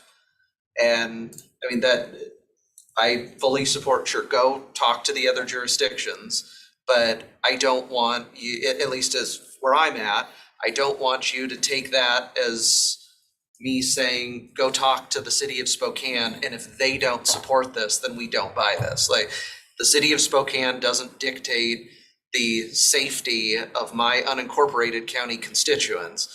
I think this is a piece of equipment that you need because I trust you. You've told me you need it. So I fully support moving forward with this. Yes, have those dialogues with the other jurisdictions, but those other jurisdictions don't represent the entire county. We in this room represent collectively the entire county. And so I would say, go forward, purchase this, and we'll work on a cost recovery so we're not subsidizing the public safety of some of these other jurisdictions. But at the end of the day, I think this will be paid for by the whole community through a cost recovery basis. So I support you in purchasing this. It's definitely needed, and examples like these videos that we've seen, you know, show the benefit that it provides for our staff and for the community.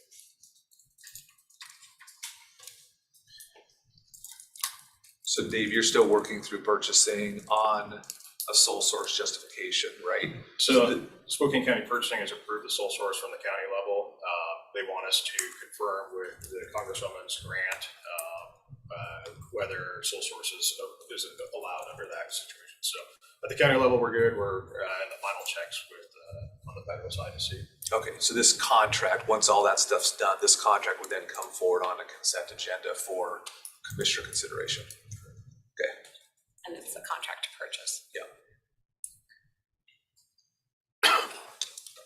We don't have any decision points on our consent agenda, is that right? We've already approved the grant being Coming accepted. yes. So the decision point will be on the contract to purchase. Right, the but this helicopter. discussion is not, this is just to talk about the financing, This is correct? To talk about the financing and to let Dave know, Chief Ellis know, to go ahead and, start to work through to hopefully get it by July of 2024. And I'll just say, if I may, I voted for the grant. I support the program. Clearly, it's important for public safety. I don't think anybody disagrees with that. I don't know why we need to imply that people don't support public safety. I don't think that's helpful for this conversation. I think it is very reasonable to ask how much does it cost and how are we going to pay for it.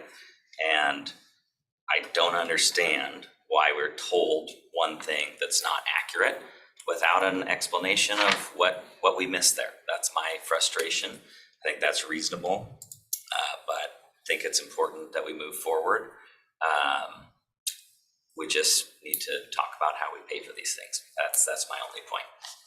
But I think it's clearly important that we have these tools to promote public safety, to have safer alternatives to chasing. I'm not hearing any, or to the pursuits, I'm not hearing anybody disagree with that. So yes, we were told that we would share it with the county or the city of the valley, but I think not everything's going to be static. I mean, so things are changing, and like I said, the more I thought about it, the more I think it's better for the county to own the asset, and so that's me making that decision as one commissioner. So it's not. I mean, Dave and I haven't even talked about that, but I think it's, so that's why I'm bringing it up here, that I think it's better for us to be the owner and not trying to split that. As I've seen with other things, it's better just to have one jurisdiction be the owner, and I'd rather have it be the county than any other jurisdiction. So just so you know, that's not, Chief Ellis coming or the sheriff coming, that's my thought and what I think is important to have us be the owner. I hear you on all that. I never thought that we were talking about anything other than the county owning it. So I didn't realize that was. Well, if you're gonna have the valley pay $1 million, they're gonna want co-ownership. They're not gonna just like their cars, they own their cars, which is why it's exempt here. They are, just have different thoughts. So I think it's important, again, for us. And it was similar, like I said, on the small arms range that we talked about that, back then. It's important for us to be the owner of the facility.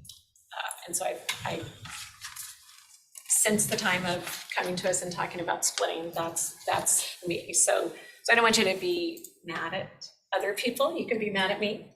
But that's, and I think it's just an important piece that we will figure out how we're gonna finance it as we get there. Yeah, and I just, if we were told that they were gonna split it in half and that's not the case, it's just straightforward to explain why we got it wrong, or what the misunderstanding was. I think that's not about being mad, it's just about wanting good information. So would there be a way to get some of the financing information? So we know and we can tell our constituents, how much will we need to budget for this over the next 10 years, to pay for the remaining. I know we're waiting on the grant, we're waiting on a few things, the sale, but you could run some numbers assuming those things happen. I believe we have already a schedule from the financing company that we can forward again. I think it might have been provided before, but otherwise we'll forward it anyhow. We'll get it over to you. Okay, All the thank you. commissioners. Because then there'll be decisions is, do we want to just pay for it or do we want to finance and all of that? But that will come next year as we get closer to knowing what the ramifications of getting the grant and selling the other helicopter.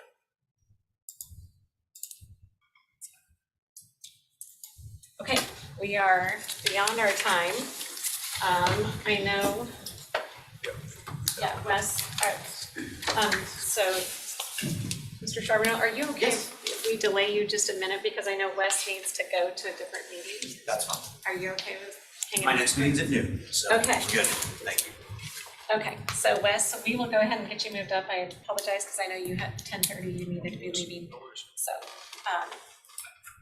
okay, go ahead. All right, well, good morning, everyone. I'm filling in for Chris Anderson for this briefing. I'm Wes Sickaw. I'm with the Civil Division of the Prosecutor's Office. Can you speak up a little bit more? Yes, sorry. Thank you. This is a resolution to ratify the acceptance of grant funds for fiscal year 2022, not for 2023.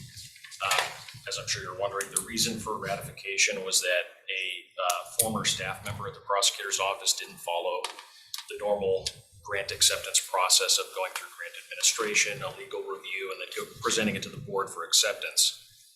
They had just forwarded to Larry Haskell for signature, and so it was accepted. And I believe that at least some of that money's already been spent, but we identified that problem and we're bringing it to the board to ratify the acceptance of those funds. That's the reason for the ratification. The grant itself is through the Washington State Patrol. It's in the amount of $85,000 and some change. Those funds are used to fund 2 staff positions in the prosecutor's office. And that's an award that's been received annually by the prosecutor's office for the past 10 years or so. So it's a pretty typical thing that we've received. One thing that I'd like to clarify, just so you're aware, the agenda sheet actually, I think, incorrectly states which positions it actually supports. It lists a criminal history specialist and a legal secretary. It's actually used in the grant. It says that it's used to fund a paralegal position and to partially fund the business manager position. So the functions are the same. The work is still the same. It's still the same grant that we've typically received. I think it was just an error on the agenda sheet. But those are the positions that it funds. And I think that's about it. It's pretty straightforward. I'll be happy to answer any questions. So I'm just gonna, so the award amount is 1.8 million, and that's from October of 2022 to September of 2024, so it's, at least that's what I'm seeing on this sheet. The sub-award project cost is what referenced is down below the 85,000. Okay, go up just a little bit. Yeah, So this see the is award amount thing, of 1.8. It's referencing the sub-award though. So I guess I'm just, Correct. I think that's for the entire performance period of 2022 through 2024. And then I don't know if those funds are allocated annually or not. and then assuming the match funding is coming out of the prosecutor's budget. I believe so. So we just, have we already accepted this? I mean, I guess that's what I'm confused, is have we already accepted the award? Correct. We've already accepted. Yeah. Okay, Check cleared and the money spent. yeah, so, We gotta approve it. so we just haven't. You Sorry, just haven't done the formal approval. Ratifying it. Okay, Ratifying acceptance. Correct, Wes? Yes. We approved it once, but not the proper way. okay. Okay. We just have to accept money. Is there any other questions for Wes? Seeing none, okay. Well, we'll let you get out to your next meeting, thank you. All right, thank you. And thank you for delaying. If you'd like to, yeah, probably seat closest to me, I think is the most, you'll be on the camera. Okay. How are you doing today?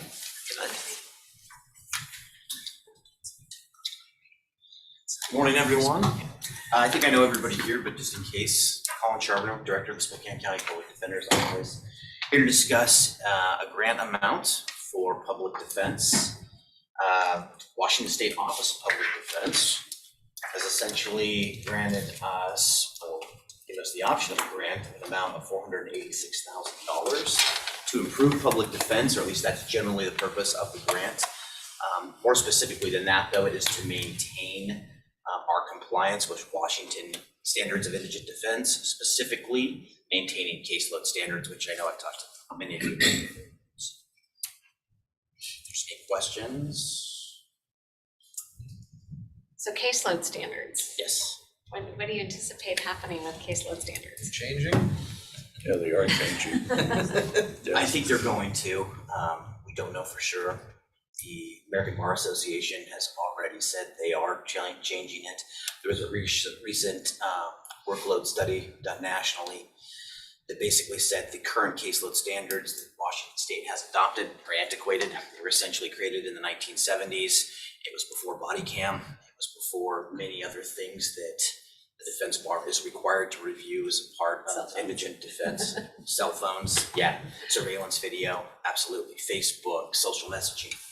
All of that basically requires defense attorneys like myself to spend more time reviewing discovery and information provided to us by the state. And because of that, the current standard, if you break it out, doesn't give the defense attorney enough hours in the day to essentially do an adequate job of the institution. So it's not part of this, but yes, I think they are going to change. I haven't heard anything specific though about Washington State yet.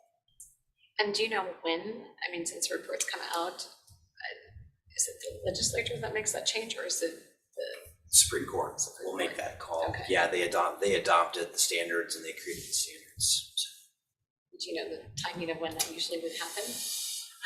that's a good question. I can get back to you on that. I'm not sure when they would do that. I know they're getting input from other sources, so it'd be a little while, is my guess, but I can try to get you some more specific.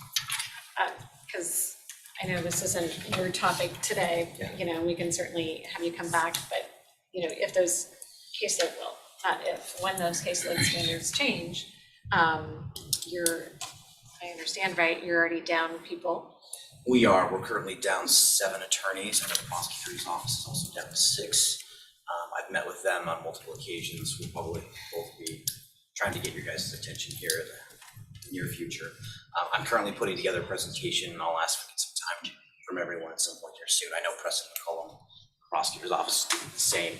It'll address your questions about caseload standards, also sort of our needs on recruitment, retention, which both our offices have significant issues with at the moment. So if those standards go down further, you'll need more people. Exactly. Or, right, the alternative becomes, do you privately contract?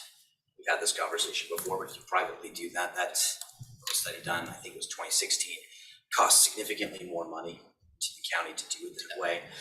And at some point, you know, the attorneys are capped at their caseload. So for felonies, for example, we're capped at 150 cases in a 12-month period. They can't go over that or they lose their bar license. So no one's gonna certify that, no one's gonna go over that, which means those cases have to go somewhere. So either they don't get prosecuted or they're gonna go to private attorneys on a contract basis to do that in defense work. How many FTEs do you have? What's if you were fully staffed, how many bodies is that for attorneys? So I'll double check, I believe it's 60 is the number, and we're currently 53, or will be as of Monday. We have one attorney that's moving to counsel for defense. So, yeah. Just curious, is it mostly attorney ones that you're noticing that we're struggling with the most, or are you seeing others? I've looked at the prosecutor, but I haven't looked at yours. As far as recruitment, And just retention, retention, recruitment, yeah, is it the attorney one level you're seeing some of the So- most openings in right now? yes, well, typically, that's how we do it, right? So we bring somebody in on the lower levels, typically, or historically anyway. They start at first appearance, then they move into a caseload. So yeah, that would generally be anyone from GU Law School, just graduated, maybe they've worked a year in the private sector, and then they come in. But we've got problems on retaining those folks, but we also have problems retaining the more experienced ones. So also per the caseload standards, right, in order to, let's say, do a homicide case or to defend someone in that, you have to have a certain number of trials. You have to have a certain number of years of experience. Well, we're losing those folks too, which means we have a harder time training, we have a harder time getting folks to a position where they can do that kind of work. And those are the cases that cost more money too, if they go out privately. Does that answer your question, Ashley? Absolutely. Thanks. Thank you, Commissioner French, and then this will probably be for a whole nother discussion. Sure. Well, and I'm assuming that accepting the grant is no admission on the state's behalf that they should be paying for all public defenders? Well, they've been giving us the grant since 2016, so I think they probably say, yeah, that's a fair Thought statement. it, throw it out there. At one time, I know Commissioner Kearns was very invested in and did a lot of work with regard to privatizing the public defender's office and stuff. And so with the difficulty that you're having in terms of filling positions and stuff, is this maybe an opportunity or a situation where going to the private sector might help? Well, you're gonna have a problem there too. So, as you may know, we handled or dealt with some of the conflict cases and contracts. Right. Law and Justice took that over at the beginning of this year. We've recently taken that back for any reasons I don't need to get into now. But the problem we're having is finding those qualified folks. Yeah. Because private bar, when they're doing work privately, they don't have to adhere to the standards of indigent defense. When they're doing public defense work, they do, which means to do a homicide case, they have to have, a certain number of those Class A felonies that have gone to trial where they've been lead counsel. There's a number of other rules they have to satisfy, and it costs more money. So is it possible? Sure. You're gonna have the same difficulty in recruiting those folks, given the current pay structure of those contracts, and eventually you'll end up paying more than you would with the public defender's office. Okay. And what, to Commissioner French's point, we had spoken with the folks, gosh, it was probably 6 years ago, I think, Snohomish has, and so they don't have an actual county public defense department. It's a nonprofit that operates it, and sort of how they handled with the caseload standards was they had sort of there were sort of two sides of their shop. There was the public defense wing, and then there were sort of their private practice. And when somebody would reach those caseload standards, they'd swap out with somebody from the other side of the office, and they would pick up cases. And then, so they sort of had two teams. They had the team that handled the public defense, and then they sort of had the private practice wing. And so, but they were all employed under the umbrella of that nonprofit that handled all of the public defense. I think it was sort of, again, this was 5-6 years ago, we looked at, but I that's sort of what I remember being the sort of the structure of that nonprofit that handled all of it. So Did Chelan have the same kind of structure? I thought there was a couple counties that were working under that structure. Chelan might have just been strictly private attorneys handled their stuff. I don't know if it was one entity. I don't recall. But again, the one thing that Snohomish had for them was they set that structure up back in the 70s. And I think at the time they were like less than 20 attorneys. So I mean, it was very small scale at the time, Right. and that nonprofit has scaled up over 50 years. So yeah. But it was something we dove pretty deep into a couple of years ago. We look forward to you and the prosecutor's office coming back and talking to us about what the needs are. We are working on it. Yeah. We'll get back to you guys as quickly as we can. Sorry. Oh, I just had one question about did the dollar amount change from last year to this year? Was there an increase? Nope, I believe it was exactly the same. Okay. So I can double check that, but it was the same. Is that a proportional, is that how the funding comes from the state? Like based on your population or number of cases or? That's a good question. My understanding is it's just simply the grant that they've offered to us. 4 or 5 positions is how they framed it. Okay. So It doesn't really cover 5 positions. So. well, yeah, maybe attorney wise. Yeah, you're right. There you go. Not with salary. Not with the wages benefits and everything benefits else, and all probably that, not. so, That's yeah. correct. So, thank you. All right, thank you. Okay. Look forward to you coming back. Thank you. Have a good day. Thanks, Colin. No, we don't. Exactly. Okay, sounds good.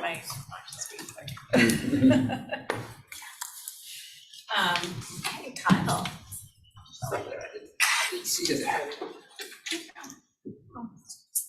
Sorry, we're running a little behind schedule, so we'll try to get going here. Good morning, Commissioners. I'm here with Krista Riley and Ben Bradabo from our Water Resources Group, and particularly here to talk about stormwater and grant from ecology. Yeah, so we have some slides to talk to you today, and it's relatively straightforward.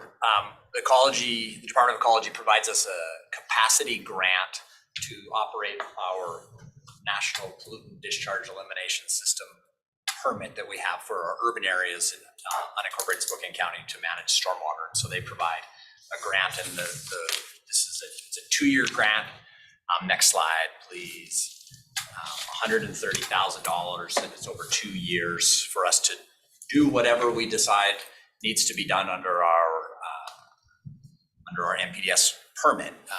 For reports, we require quarterly reporting. For simplification, we do factoring from our catch basins and dry wells in our stormwater system, and so we charge one thing because it's easier to get the numbers together and report them to ecology and get that reimbursed. And so that's what we plan to do, where you go in and remove material that's deposited over the last time you cleaned it. Every few years, we clean the infrastructure to make sure it's working properly.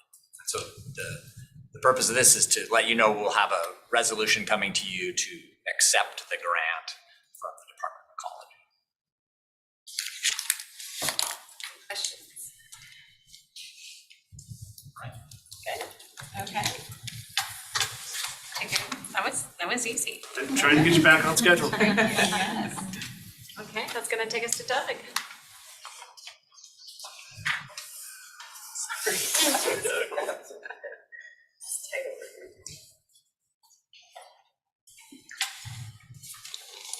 Right, good morning, Commissioners.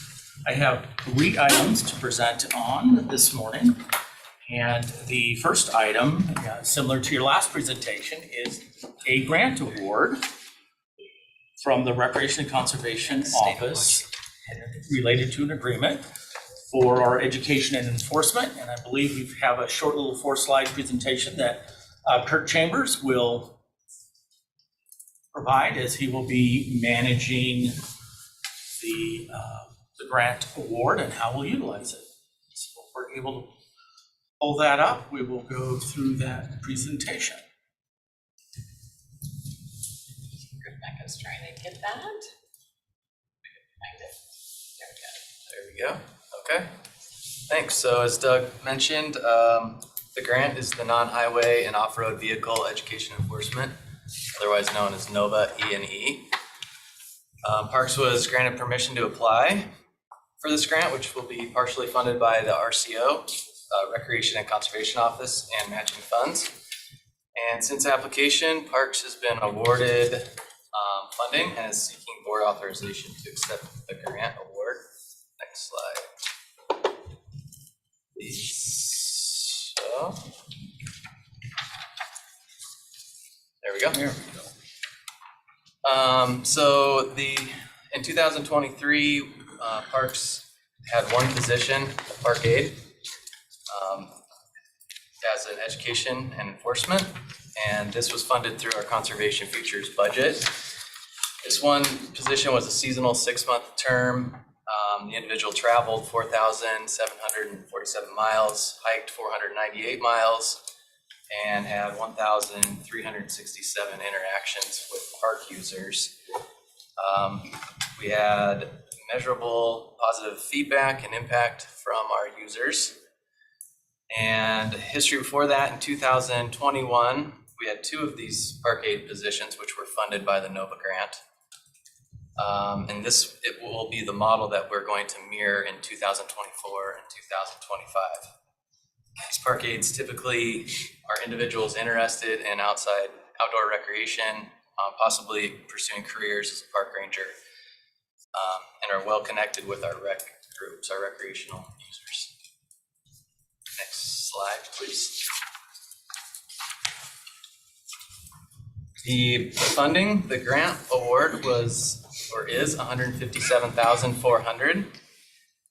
Spokane County's match will be $169,271, which is spread over a few different categories. Most of it is our park rangers' labor. We'll also there'll also be some donated equipment, share use, a small monetary donation, and volunteer labor, for a total project award of $326,671. And this will fund 2 full-time seasonal 6-month positions for the 2024-2025 park seasons. And they're in the capacity of education and enforcement of positive legal recreational use of our trail systems and off-road vehicle parks. Next slide, our final slide. So the action requested is authorization to accept grant funding, which would be presented in next week's legislative session. And with that, we can answer any questions.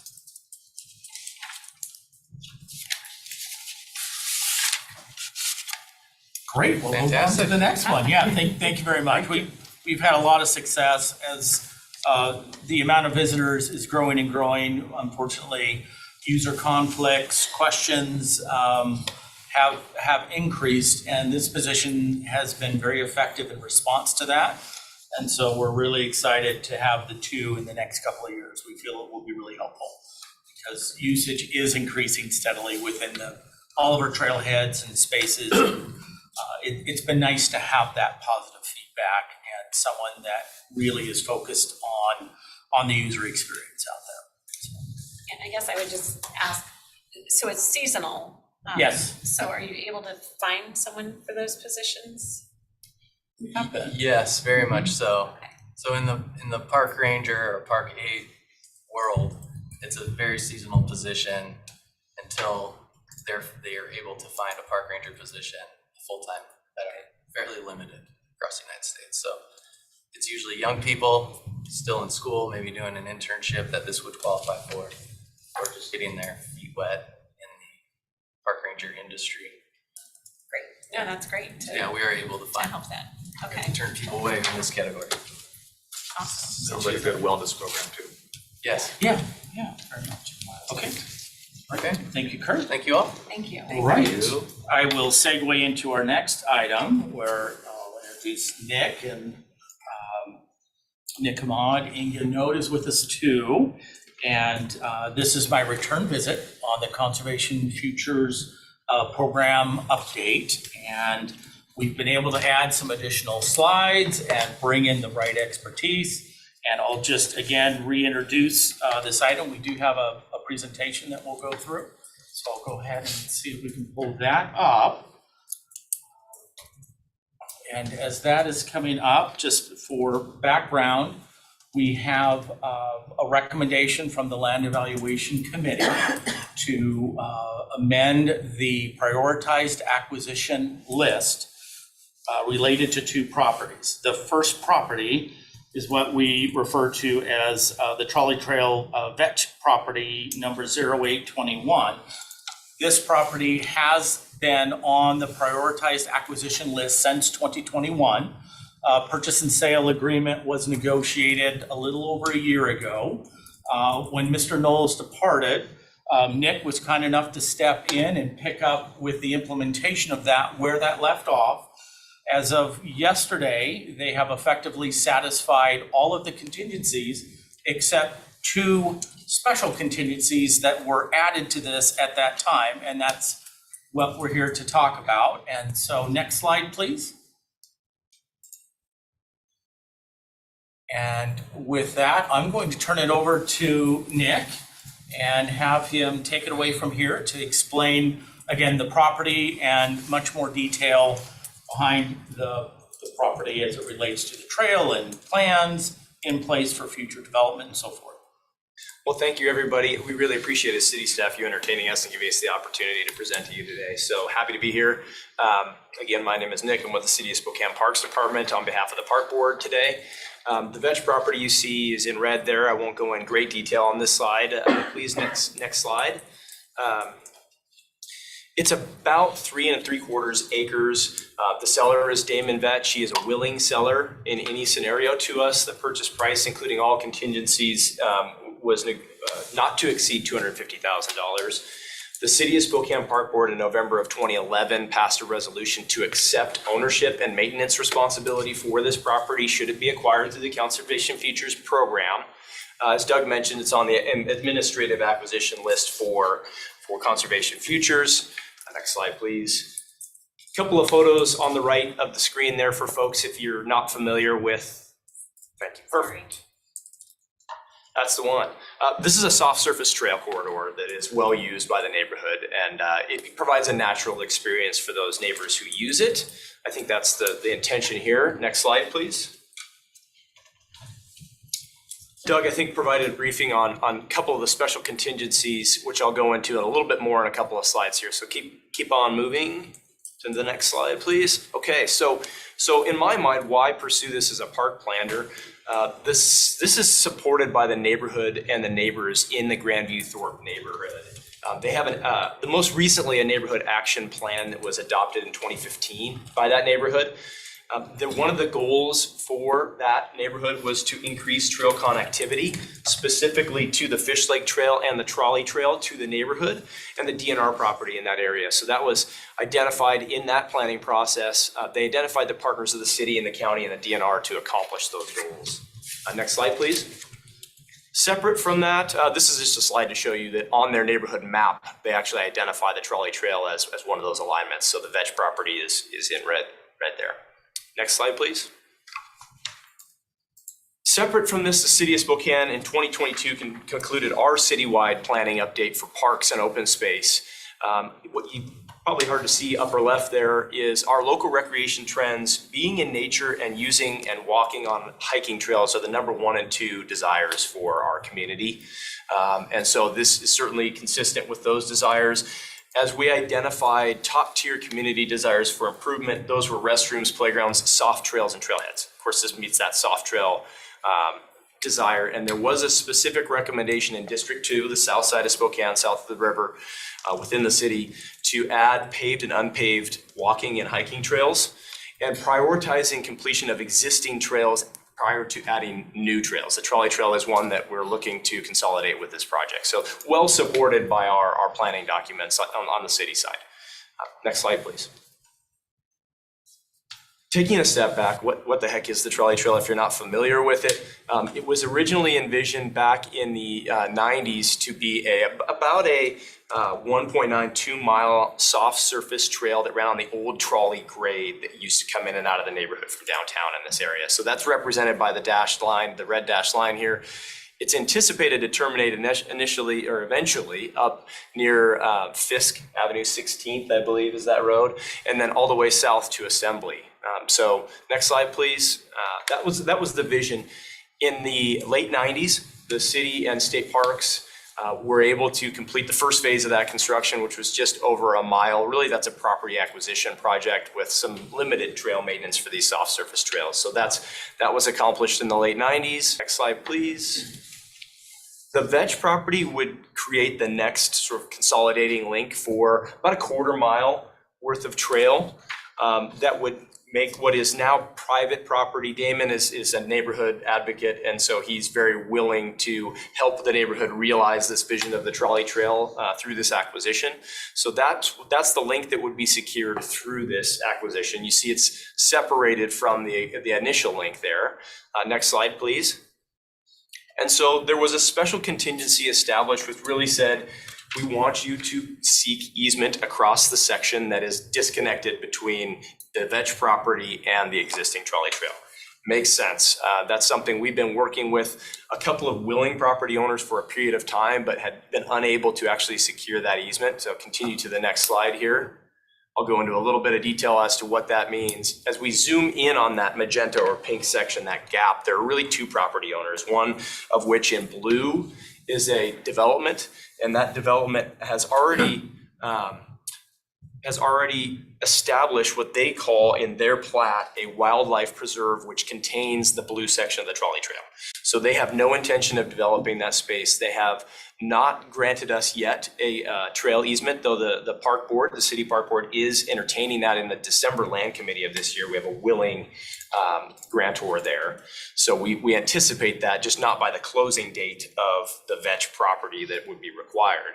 So that is protected in some form now, but we look for additional protection for trail specifics in the near future. The other section in red, which is contained in the orange boundary, was a development called Westwood Hills, if you're familiar with that area. The developer who owns that, or had owned that for a number of years, was very willing with the city to actually grant us trail easement through that property. I think he recognized the fact that the neighborhood was a high interest, could be a valuable thing for the development. And he never got to the point in the platting process where he was able to actually plat that development. The plat expired. He has listed it and now sold that property. And so our conversations with Gary, the developer, are now restarting with a new developer. That's the sort of the second action today. I think we still have some willing opportunity there, but there's no way he was gonna sell us or grant us an easement when he had the property for sale, right? It was gonna affect the value of his land.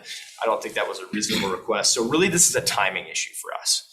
So we are not able to secure that easement prior to the deadline. We don't wanna lose the Vetch property acquisition because of the timing associated with a private development.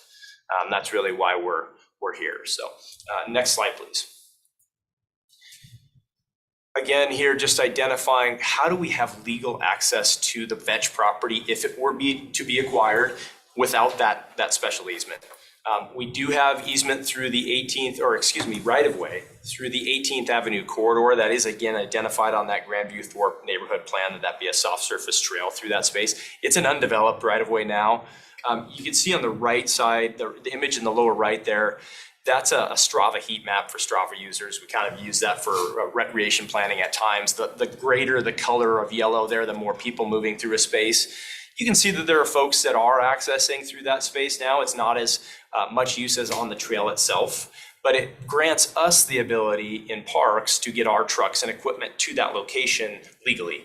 So we do have legal access. It's not our intention that that be the permanent long-term primary access point to the trolley trail, but it is something that the neighborhood uses. And so we wanted to just represent that here and say it does give us the opportunity to gain access to that property now. Is this foot traffic? That's foot and bike, but I would say it's mostly foot. You don't see a lot of bike riding on the corridor there, so it's mostly walking. We don't distinguish between the two on the graphic. Yeah. Next slide, please. So in summary there for us, really timing wise, we're requesting that the commissioners consider waiving those special conditions, allowing the city and the county to move forward with the acquisition of the Vetch property while we continue to seek those easements over the next month to 6 months. And from a process standpoint, the Land Evaluation Committee was asked to look at this and determine if these contingencies, the special ones, were to be waived, does it still provide that same value? And they ultimately voted 6-0 in support of moving forward with it, minus the special contingencies. So they, in their opinion, they felt it continued to provide that great value, even if they didn't satisfy those before the end of the year. As Nick mentioned, they are continuing forward. We're very optimistic and it looks very positive that they will eventually accomplish that. But again, from a process standpoint, that is the question that in bringing this back to the Land Evaluation Committee, their recommendation was based on that. They felt it continued to provide value. Staff is in agreement, and therefore we have one component of the amended list would be to waive those special contingencies that would require those easements for those stretches to be in place prior to closing. And if waived, that allows the closing to be completed between now and the end of the calendar year for the current purchase and sale agreement. Any questions? What if you don't get the easements? Your next action item is actually a purchase and sale agreement, potentially with the Hema Boys property. If we don't get the easements today, we'll continue to seek those over the time, the future. So we've been at this since 1999, off and on as a Parks Department. One of the things we've learned is that trail corridor acquisition takes time, takes willing sellers.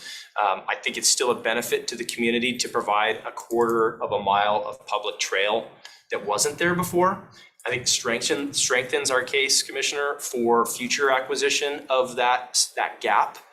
But in the scenario that there is no easement, the public is still moving through that space. The public still has opportunity to enjoy that nature corridor there. You just don't yet have that continuity, would be the impact. Because I thought when you came in a couple weeks ago, you said part of the concept was to make this a trailhead, possibly. Oh, I apologize if I mentioned the word trailhead. Well, yeah, because you had said people would go there and then walk to Grandview Park. Mentioned which was a question that linkage that would allow for that linkage from Grandview Park to the Vetch. I apologize if I insinuated that there were plans for a trailhead. I'm not aware of any trailhead plans in this area at this particular property. It was more the linkage, and it helps to complete that linkage as has been planned and pursued for many years.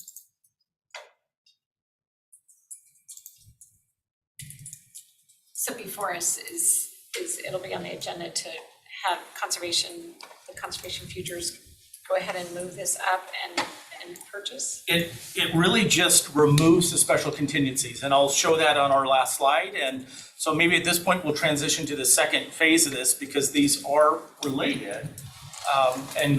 But I feel like, thank you very much, Nick, to helping to provide the more complete picture and information. So we'll go ahead and move on to the HEMA boys, and I'm gonna let Nick continue. So he's. Well, right as we were nearing the end of we can't get an easement from the property owner, the new property owners came to us using the same contact who was the original developer to say, hey, we don't want to give you an easement, we want to sell you the property. They actually wanted to sell the entire piece of property. We don't have interest in the entire piece of property, we have interest in the trail corridor itself. So maximizing the funds that are available would be to concentrate really on the trail corridor. So as we look at those two linkages, there's the one in the blue, which we anticipate securing easement across in the near future. And then there's that HEMA Boys property, which is really the subject of this second administrative acquisition. So earlier we were asking you to waive a contingency.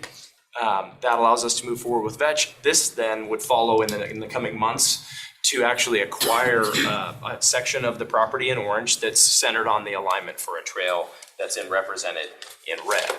Next slide, please. This is supported by all of the same sort of planning background that we outlined earlier. It is still identified as a part of the trolley trail. It would make the connection that we were seeking through those special conditions. Next slide, please. On a heat map, you see that the trolley trail corridor there is really pretty popularly used. It's trespassing technically across private property now, though I would say that's willingly allowed by the property owner. And so really we would look to secure that connection through an administrative acquisition, a new one here. Next slide. It is well used as the sense there. So really this came to us at the last minute. Where we had a developer say, hey, rather than easement, I'd like to actually deed you the property. That may be a 15 to 20 foot corridor there. And just to say, there is an opportunity the city would attempt in the absence of an acquisition of this property to secure trail easement through the platting process, but there's no guarantee that that would happen. We really have to have a willing developer to make that work. We don't know that we'll have that. And so moving forward with a purchase and sale agreement to administratively acquire that section of property would allow us to make that connection there and then address the concerns about continuity that I think Commissioner Kearns brought to our attention, which is really, we want to have a continuous trail here. So two actions, both related to the trolley trail, one being the Vetch property acquisition, the other being the HEMA Boys property acquisition. And then as presented in the amended prioritized acquisition list, we've left that door open to acquisition of land or easement through the program. And you can see there the top two items. One is the trolley trail Vetch property, and the only difference is the removal of those two special criteria. And then secondly, the second amendment would be to add what's described as trolley trail 0223 and allow for them to pursue the acquisition through fee simple title or easement. Complete that. So with if you acquire that and you're purchasing that basically trolley trail through that property, how is the developer going to develop the property? I guess. We would most likely, and devil's in the details, right? We would most likely grant them some sort of access across the trail corridor through their development. I can't imagine they'd want to do something that would cut their development property in half. Right. So they would most likely want to have some sort of access across the trail corridor. That specific location hasn't been identified. They're still working through their own development plans. And so really approving an administrative acquisition would allow us the flexibility to work with them to identify the proper route and then secure that. But they would need some sort of access, yes. And how much are the two properties again? The first one has a purchase price of $250,000, and we have budgeted this year for that to occur. Based on the first one, I think we're estimating that trail corridor could be anywhere in the range of 25 to 75. I mean, I know that's a really broad range, but it provides a rough idea. In terms of what some of these properties have costed, it is very reasonable from our perspective for the program to handle, and of course for the benefit that would be obtained in completing that linkage there is really key. And that's, again, the LEC voted in support of this amendment to the list. So to follow up on Commissioner CUNY's point, the developer does plan, the new owner of the property does plan to develop, but they're willing for the trail to go through the development and work with the city to figure that out. Okay. They've expressed a willingness and interest in doing that. So you said the cost might be a range of? Again, it's a broad estimate based on the value and the process we went through the VETCH, which I think was a little over a year ago, but somewhere between 25 and 75, depending upon the width. And ultimately, that would be appraised per the program guidelines. So it's just for decision-making purposes, I'm trying to provide a very broad range. Yes. But I think it's helpful to put in perspective. Yes. Of the recommendation. Thank you, Commissioner Crouch. Would there be any flexibility with the city to alter the alignment of that trail to accommodate development in a more rational fashion for the developer? Absolutely. I think our intention here is not to prevent development through the acquisition of a trail corridor, but to maintain our continuity and allow them to maximize the value of their property in that location as well. So we are very willing to work with the developer on the alignment. So what you see is diagrammatic at this point. Yeah, it would seem like whatever gets acquired has to be compatible with what the developer's looking to develop, right? They'll almost tell us, you, where the trail can go to be copacetic with it. Yeah, and I think with this commitment to pursue acquisition, they'll be then willing to deal with us in a manner that we can negotiate that alignment.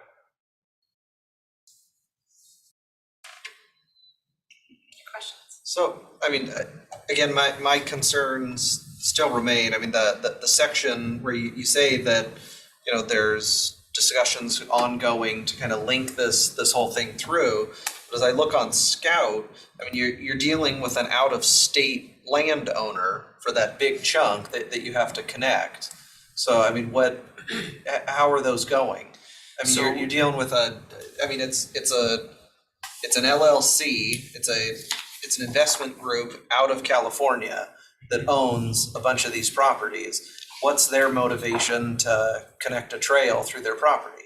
The developer, the current owner, actually applied for and initiated the acquisition process through the County Conservation Futures Program. So they reached out to us. So he also wants Conservation Futures to buy his property then? Which stretch are we? Is this the HEMA Boys property? I'm talking about the one in between. Yeah, so what we showed and is the that VETCH blue line there. So through the platting process, that out-of-state developer has been in touch with the city. They have local representatives that have been in touch with our group. Two things that support their willingness to work with us. One is they've already reserved that as a part of the condition of their platting process as wildlife corridor. So they've already made a commitment to say, we're not going to build anything in this area. They also see that as an attractive element to their development, as a feature, so to speak, for their potential buyers to utilize. So they've been marketing in a way that says, hey, you have access to nature nearby. This nature corridor is a prime feature that you can access as a part of your purchasing a home. So they have been very willing to work with us on that easement. Like I said, in December, at the park board meeting in December, we are asking our park board for action on a trail-specific easement. So we see high probability that will move forward before the end of the year. just not prior to the December 28th closing date that is required for the Vetch property. So we really just see that timing, Commissioner, as being the challenge. Okay.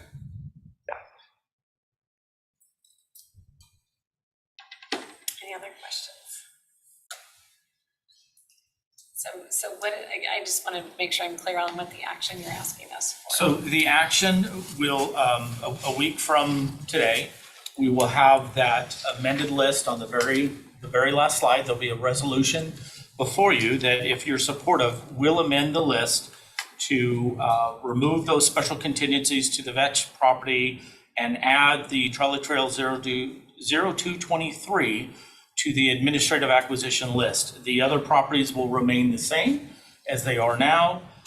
As we recently updated on the Fancher property, where we've submitted to the TLT program, and we have 2 others that are waiting, and that is what will come before you. So if that is adopted, then the city would move forward on closing on the Vetch and begin the formal pursuit of acquisition for that section of the trail route. And we will continue to wait on the TLT program to see how it fares through that evaluation process with DNR. And then, would you like me to speak to the funding side? Just a reminder, we did take a loan out of this, I think it was earlier this year, in fact, to acquire the McPhee property. And so when we look at our year end, we have that negative balance of the loan, where I believe the treasurer's loan was for $2,250,000. We will be making a payment on that this year. So in anticipation of that, we're projecting, when the other Rimrock to Riverside grant reimbursement, if that were to be received, which we're expecting, we're projecting a fund balance, cash in hand, sorry, not a fund balance, but cash in hand of just over 1.3 million at the end of this calendar year. That includes the Vetch acquisition. So again, we are negative overall because we took the loan out. That loan is projected to be paid off, the last payment in June of 2026. So as you may recall, we've been careful to look at that typical 5-year window when we have utilized short-term financing to acquire properties as a strategy that frees up some of the cash in hand so that we can continue to acquire others that may be on the list within reach. And so at this point, that is what we're projecting to have cash on hand. And we're expected to be completely paid off with that note by 2026. If really looking at 2 scenarios, if we are successful with the TLT program and looked at doing nothing other than these properties and the TLT, we would project an ending fund balance in 2026 around 3.7. We like to have at least 2.5 in hand before we start that next round. If we look at a scenario where we were not successful with the TLT funding and we had to fund that through the program, we're projecting to again have funds needed by 2025 for that to happen, and a fund balance of 2026 with that loan paid off of just under 2.3 million. And that's, again, if we didn't take on any other acquisition other than what we've discussed here today and the TLT program. That, again, we're waiting. So we're well positioned to acquire that if we had to. Of course, we're very, very hopeful that that program will allow us to acquire that at no cost. And then we will be looking at pursuing partial reimbursement grant next year for the McPhee acquisition that's already been completed. So there's potential to bring in additional grant funds between now and 2026. And time will tell how that process goes. So that's something on our list to pursue next year. But that gives a snapshot financially of what the program is looking at, where we're at today and where we're going. All right. Thank you. And our third item and last item will be very quick. Thank you very much. Thank you. Thank you for being here.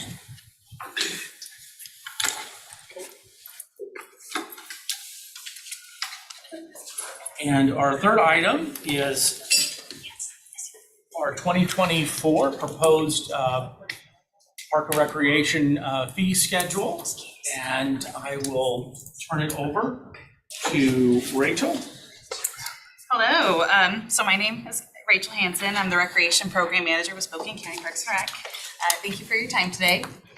The Spokane County Parks, Recreation, and Golf Department strives to offer accessible recreation opportunities through reasonable use fees to help reduce dependence upon the general fund. Within aquatics specifically, the department monitors user fees and expenditures with a cost recovery goal of 55%, offering a unique family fun experience. The department completes a comparative analysis of similar fees and service offerings within our region each year when proposing fee adjustments to balance cost recovery while remaining competitive in the market. So let's dive into the 2024 proposed fee schedule. You can feel free to follow along with the Exhibit A, the sheet called Exhibit A with the track changes that's listed. The fee schedule goes over aquatics facilities, Camp Carroll Lodge, field and court rentals, Liberty Lake Regional Park, shelter rentals, special event permits, miscellaneous fees, and fee schedule policies. Under aquatics, we have those two beautiful, well-attended outdoor aquatics facilities, the Northside and Southside Family Aquatics Facility. For 2024, we are proposing a $1 increase to public swim entry fees for all patrons except for infants ages 0 to 2 years old, who will remain free of charge. This proposed aquatic fee increase is the most notable increase for 2024 and will help us work towards our goal of a cost recovery of 55%. Note that the entry fee rates in aquatics have remained the same since 2019, and we are hopeful this new proposed increase will offset 2024 operational expenses and will hold at this new rate into future seasons. Other proposed aquatic changes include a minor increase in fees and or the reorganization of a swim program or offering. For example, we are proposing to adjust the swim team program that is up at our Northside facility. And we'd like to offer swim team in 2 4-week sessions instead of 1 8-week session to meet our community demand and reach more children and catch up with the local market rate as well. So that fee changed. The swim lesson program will remain the same in structure and has a proposed $3 increase, which works towards supporting the 55% cost recovery goal for aquatics, and if approved, will coincidentally match the City of Spokane swim lesson fees. Party packages, we propose to simplify the party package to an umbrella reservation with the ability to bring in a birthday cake. Previously, the party package included entry fees and combo meals, which will now be sold separately as requested in public feedback over the season. The 2024 proposed fee was lowered by $10 to reflect the change in removed combo meals.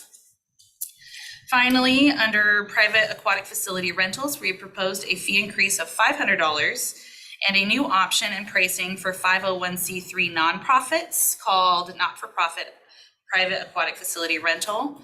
Both the fee increase and the addition of the nonprofit rate will set us up to cover expenses associated with adding rentals to our hours of operation within our short 9-week public swim season. Under Camp Carroll Lodge, we would like to propose small adjustments in fees for daily Camp Carroll. Oh, sorry. Yes. Before you go on to the others. Yes. Okay, so just going back. So raising the fees, just trying to catch how that's all going out here. So we don't have a family rate. It's a family season pass. Is that what you're looking for? Or where it. Family rate for the daily. Yeah, for the daily. No, we've never had one. We've had, we have a senior rate, we have basically a youth adult, which is 6 and over.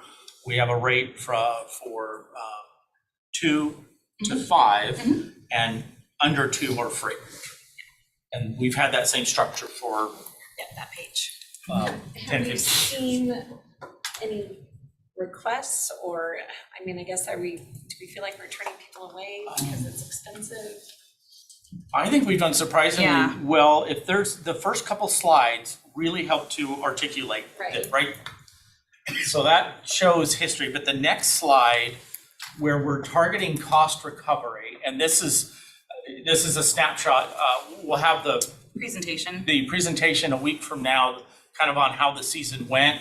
But as you can see in 2023, record attendance, absolute record attendance, which is phenomenal. And this is at a time when it's free to go to the city pool. And we're still having record attendance because members of the community are willing to pay a fee to have the experience that we provide, which I'd like to think is, quite frankly, a little bit nicer. It's I would say it's the closest thing to Silverwood for 90% less in our area, so it's extremely competitive. We are still subsidizing. We landed at a 50% cost recovery this year. And you can see 19 was when we first increased fees. The entry fees have been the same since that time. So we've been creative. We've managed, even with significant increases in minimum wage and pool chemicals, we've managed to improve on that. But we're with that goal of 55%. That's why we've proposed that increase. If the county is not concerned, if you're not concerned with us targeting that, we can certainly charge less. There will be budgetary implications because it is the aquatics are a significant expense to operate. And so we've tried to be as competitive as we can. But that's why we're calling attention to it, because it will be the first increase we've had in 4 years on the entry fee, although we've managed to absorb a lot of fee increases over the last 4 years when we think of cost of living. So we're pretty proud of that. Yeah, no, I agree. I'm just, want to make sure that we're, still making it affordable for families. And I think that nonprofit private rental rate really helps with that, because Rachel's been very successful continuing to work with the Spokane Park Foundation in arranging for free swim events. And so we have 4 of those between the two pools We had this six. year. We had six total this summer, so 3 at each location. And we hope to do that again next year if we can get the funding, and maybe even more. So, and then we get scholarships for swim lessons too to help. I don't know if it doesn't help the entry fees, but it does help families. Yeah, because the swim lessons are going up a lot. Yeah, a couple dollars. Yeah, and and that helps with that 55% cost recovery, and now it's the same as the city of Spokane rate. They're identical. And that's a goal, that so weather dependent. And we had a lot of phenomenal season. I'd say the best season yet in terms of numbers served this last season. And the rate absolutely could have an effect on that. So that's very possible. We're just trying to work within the budgetary footprint that we've historically worked within. And so it really just comes down to that. As a subsidized facility, we try very hard to offset our dependence on the budget, and we do so more significantly than other facilities in our region. Commissioner French. So on your private rentals, that's a pretty significant jump. Are we getting private rentals then for the facility then that are driving that rate increase? Yes, we saw an increase this year. In the past, there wasn't as many. I think there was like 4 or 5, I think at Northside, and 3 at Southside this summer. Okay. Yeah, it is harder to fit into the schedule with our hours of operation because they can only be offered on Friday, Saturdays, or Sundays, and then also having to find the staff and making sure they're within minor working hours, like minors laws. Thank you. I will mention, so I think it was mentioned earlier, so the thing I have heard from constituents is the desire for a season pass. Whether that be for a person or a family or children, but season pass is what I've heard from folks. Can I buy one pass at the beginning and then you get to go for the whole season? So have we considered that? I think we've looked at it from a budgetary standpoint. It could require a substantial subsidy. I would and largely anticipate that if we shifted to that model.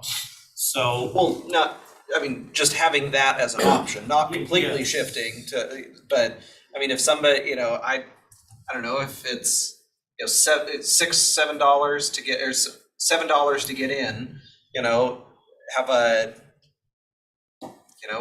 $100 pass and you go as many times as you want through the year. So, you pay for it through, it's about, you'd go 15 times or so and it's paid for kind of thing. But then anything beyond that, it's a deal. We So, could I don't know. absolutely look at offering that. Ultimately, it really comes back to the financial support. If that doesn't allow us to be as effective at cost recovery, which in the past, when we've researched that closely, looked at other jurisdictions that offer that, it was not as effective at cost recovery, which of course that is why families enjoy it so much. Those that go quite a bit, it provides quite a savings, and that can add up substantially on the cost recovery side over time. Okay. So again, it's a balance. We can offer that if that's a priority to the board. But I figured it would be a mixed bag. You'd have some people that would definitely certainly. get their money's worth, but then a Certainly. bunch of people that buy it thinking, oh, we'll definitely go 15 times, and they go like 5, and then they don't make their, I would assume, maybe it would be a wash at the end. I don't know, though. Yeah, I know for our golf seasons pass holders, there is a substantial savings for those that take advantage of it. And it's all factored in. Yeah. And again, there would just be, from an operations standpoint, there would be a risk that we would not land within the funds that we have to operate the facility through the budget process. So if there's support for that, we would be happy to create something like that and offer it. We've just resisted from a goal of cost recovery. We've resisted that offer. Okay. And we want to make sure that we are guaranteeing that they can come in. We do hit capacity. And so a lot of people use that online reservation system to book their swim time. And so, and then we save about 100 tickets for walk-up. So just depending on, we could track it if they were doing it online, but if they're trying to do a walk-up, we might hit capacity and might have to turn folks away who paid for a pass that kind of implies that they can come when they want. Okay. And they might not be able to.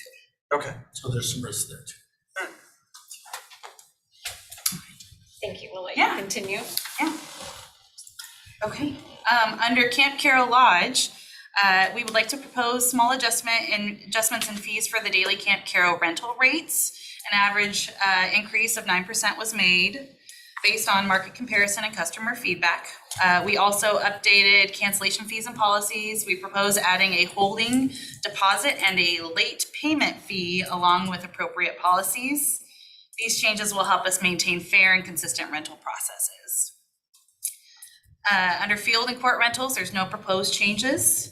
Under Liberty Lake Regional Park, there are no proposed changes for the entry fees. However, there is a $15 increase proposed for the family season pass at Liberty Lake, which has remained the same fee since 2011. As for the campground, there is a $2 a night increase for all campground sites, except for the group tent site and the cabins, which will have a proposed $3 a night increase. These fees follow along with the local market trends for 2024, and we compared 2024 rates from 6 campgrounds in the area to assist in our decision making. Shelter rentals. There is a $5 proposed increase to shelter rentals, which is comparable to local municipality shelter rental fees in this area. Special event permit fees, a small increase is proposed on all special event fees, averaging about 3%, which equates to about $5 across the board. Miscellaneous fees, we have no changes proposed. And fee schedule policies, there are no changes proposed. And with that, we wrap up the 2024 fee schedule proposed changes. Any questions? Are there any questions on that? I'm just trying to go through. Commissioner Walter. Thank you for all your hard work. I know it takes a lot to go through and like find a reasonable balance, right? So are you saying that obviously it depends on how many people come and use the facilities, but back to the aquatics, you're thinking this new fee structure would get us closer to the 55%? That is our goal, Because this year it looks like you were only about 50%. We landed at 50. Okay, okay. So these increases, really, again, it's our goal, depending upon all the different variables, but our goal would be to target it, those fees are set with a goal of reaching that 55% as a target. We could do better or worse, and up there is our actual history over the last, six years I mean, to provide it's pretty impressive though, that with the increases in wages, just the minimum wage, that you were able to keep it at $6 for the last 3 years, you know, for an adult. Because obviously you've seen some impact on that, and it's basically what you're saying is that when we go into this next year, we're going to keep seeing the cost recovery go down just because of those increased wages and supplies and. Correct. Okay. Yeah. Yes, without that increase, we would need additional financial support beyond what we currently have in the budget ask. So what were some of the things that you were able to do to kind of just even, you know, stay close to that 55% Over number? the last couple of years. Well, we went to the two swim sessions. Oh, that's yeah, right. And That's so that right. made a big difference for us. And we limited the capacity a little bit too. Yes. We used to be at a maximum of 500 in one all-day session. We split that into the 2 3-hour sessions, and up south we're a maximum at 350. Up north we're at 3.25, and that provides a much better experience for the visitors. And it is And you don't have to have incredibly helpful. as many staff that to monitor folks. I think we have the Not the same. same amount, but it reduces the stress on the staff. Right. Yes. At 350 versus 500, and that's been really helpful. That year when nobody had lifeguards, we managed to be fully staffed, just barely, and have zero implications on our operations at a time when other facilities had to cut their operations in half due to a lack of staff. So I think that's part of the overall approach that we take that's allowed for that success. And I think patrons have been willing to make that investment for that experience. Yeah, and I think people have gotten used to now going on. I mean, I know I've gone online, made a reservation. You reserve your 3-hour block, and I don't find that it's too difficult to do that, or seems like. And if you don't want to do that, or you don't have that online capability, you have 100 slots. Yep, available that walk-up people can tickets. walk They just up. have to get there early to get their spot.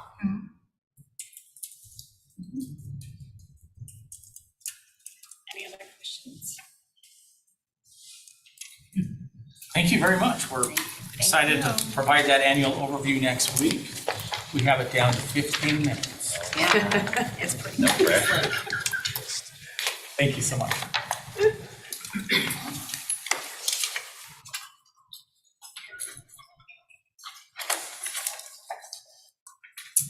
It's pretty impressive. Yeah, Jeff Morse, you're up next.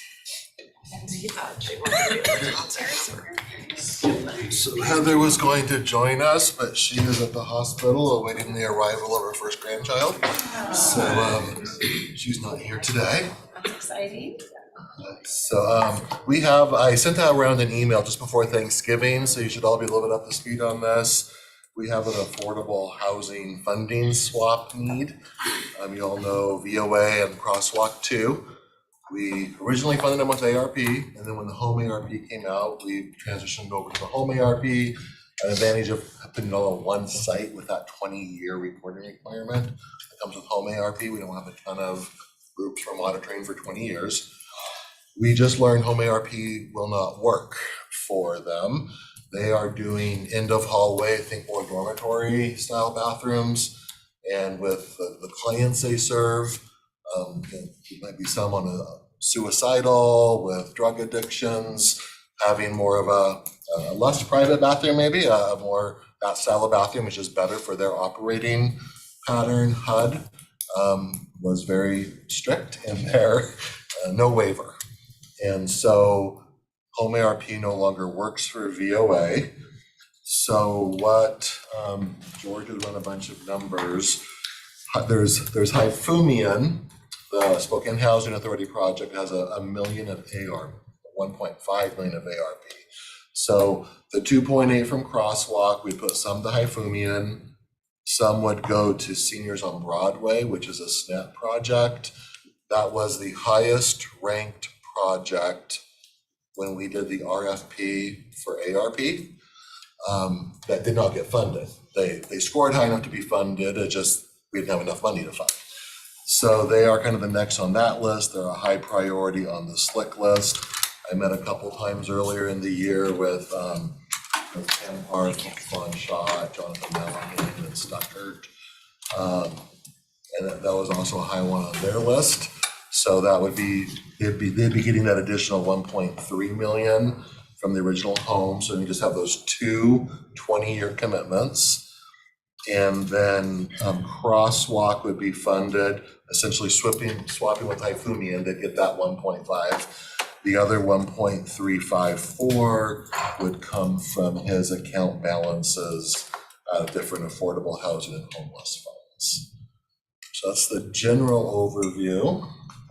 Yeah, I think one thing that I want to point out in this is first, we've talked with all of the providers here about this proposal in an effort to make sure that we're filling gaps and ensuring that projects that are ready to go. And we also took this before the advisory committee of the Housing and Community Development Department, and they were very supportive of this. So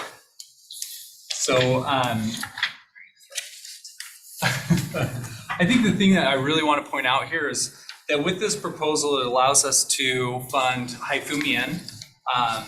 No change there, just a different fund source that would be going there. It allows us to fund Crosswalk 2.0, which gets Crosswalk out of downtown, out to a location that they've had site control on for the last couple of years. Gets that property built. Our home ARP commitment for that was $2,854,948. And so we're effectively patching together a couple of other revenue sources to be able to make up that difference. So their funding remains whole as it was. The other thing that this does is it allows us, we're effectively freeing up that $2.8 million from home ARP that we had originally committed to Crosswalk 2.0. That now we've got Broadway Senior Housing, which was one of our 9% tax credit projects that came before us this late summer. It allows us to be able to allocate those resources to another existing project. So all told, Hyphumian, 86 units of affordable housing for seniors. For Crosswalk 2.0, Jeff had mentioned this is more of a dormitory style facility. So that would be 18 kind of single room occupancy units. And then 18 new beds for youth in kind of that emergency shelter capacity. And then for Broadway Senior Housing, that's 60 units of new affordable housing for seniors. So the total unit count on this, and this proposal in its entirety is 5.8, almost $5.9 million, is 164 new units and 18 new shelter beds. So when we start thinking about the cost of affordable housing and everything, the value that we're getting out of this proposal right here is substantial. It also allows us to really, Spokane Low-Income Housing Consortium has put before us this prioritization through their affordable housing developers in the community that says these are the if you will, shovel-ready projects that we would like to fund, and it allows us to really be there supporting all of those different projects to get across the finish line. So that's kind of the gist of the proposal that we have. So when you say affordable for seniors, give me a dollar amount. What is that? $200 a month, $500 a month? What do we consider now affordable for seniors? Yeah, great question. It's effectively 50% of area median income would be the qualifying population to go into that, and they would be paying 30% of their income. In most cases, that's a fixed income. 30% of that to their rent contribution. So I guess that's a way of saying it's variable, but it would be pretty. I think you're in the right range there, between $200, $300 is probably an average amount of what folks would be spending. That'd be for a 1-bedroom. Okay, all right. And it covers you generally through HUD, it covers their utilities as well as the rent. Okay. They're 30%. Covers the use of the pool and the tennis courts and all that other stuff too. The steam room, sauna, massage. Yeah, okay. Maybe pickleball instead of tennis. That's a new thing. One thing that I didn't clarify that I want to make sure and clarify with you all is the funds that we're talking about here is with Jeff and Heather, that's the ARP funds. And then we've got the home ARP funds. The other funds that we're talking about here is and this is about $2.8 million, is coming from our local affordable housing trust fund, is what we call it. So this is a combination of document recording fees that have been accumulated over time, as well as the 1406 sales and use tax. So by allocating these resources, it'll leave us with approximately, I wish I could give you exact numbers, but I'm going to say approximately $3 million remaining in that account after we do all of this. So we're working with the community, doing some stakeholder engagements to identify some different prioritization to issue our next request for proposals. So that $3 million, we'd like to put a floor and a ceiling on kind of the reserve that we maintain there, so that if something comes up, we're positioned well, because those document recording fees are really variable. So we want to make sure that we've got something set aside to address any significant dips in the future. So that's kind of what we're looking at as far as fund balances. I thought that was 1.3 out of that local source. Wouldn't it be 1.3 local source? So it'll be, because for Hyphumian, we're gonna take that $1.5 million of ARP funds, and we're moving that over to Crosswalk. So then we're filling that $1.5 million with the local. That's the home ARP. We split the home ARP between the Hyphumian and this on Broadway, because that was my understanding. We could do that. My preference would be to put all of the home ARP. All these conversations we've had, and So who's on first? What's the time frame of all of this? So timeframe on all of this is pretty, they're gonna start breaking ground. Some of them, like Crosswalk 2.0, they already had their groundbreaking ceremony. Hyphumian, they're looking to do all their closing and everything on that here early. they're looking to break ground this coming year. So yeah, all of these projects, with the exception of Broadway Senior, because they're still working on some other fund sources. But Hyphumian and Crosswalk absolutely break ground and start construction in 2024, with the potential of Broadway breaking ground as well. So you're looking at putting the affordable housing dollars both for the Hyphumian and the rest of Crosswalk. Correct. And then put the full 2.8 in the Broadway and give more to Broadway. We're presenting options. We are flexible, by golly. But I think our commitment was to be a way to the Crosswalk 2.0 project, and so That's what we it's need to- ensuring we need to make sure we fund that. And if you can work. And we have a commitment to Hyphumian through ARP. So, yes, so I mean, it's moving the money around to make it appropriate for the funding source. Because I think initially we were doing it out of ARP, and then thought we'd be able to do it out of ARP home, lots of discussions on that, even prior to you, George, I think, joining us. Now we're back. Now you're back, yes. So I mean, those dollars have to be committed because we did commit them. They've done all their work based on those commitments, so we need to pull our end of the bargain. And if we can do it with the other different funding source and then the ARP home dollars, for the then that's great. Yeah. You're making it all work by shifting funds around. Absolutely. The other thing that we've done is for the home ARP SNAP, the owner of the Broadway Senior Housing, we wanted to make sure that this was something that worked with them and that in their total capital stack, it didn't put things sideways at all. So my staff and I have been meeting with SNAP on that to make sure that we're covering all the bases and that it's something that works well with them.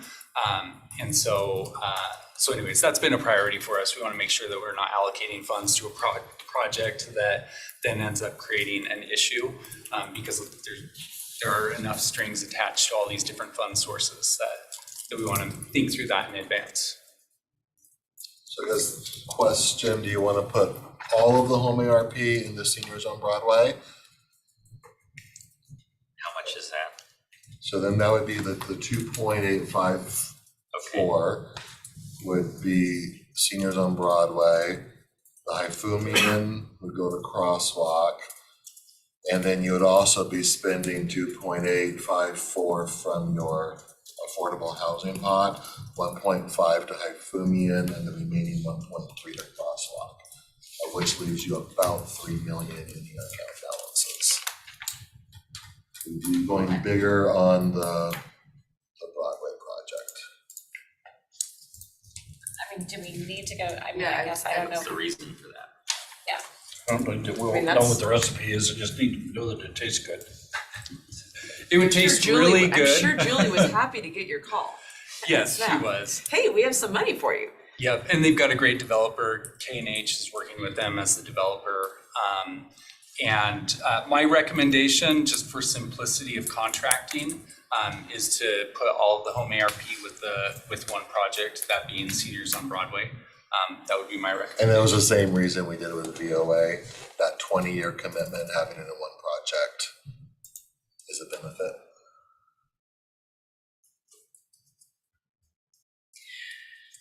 Yeah, I guess I don't have a problem with it sounds like the Broadway SNAP project sounds like it's, a high scoring project that we need. I guess I was hoping that you said that you wanted to have a conversation about strategically the recording fees and the local dollars. We haven't really had a conversation about where to strategically place those.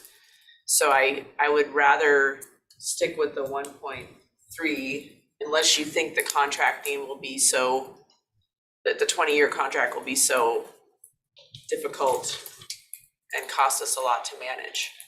I'd like to go with what you have here, what's on the sheet.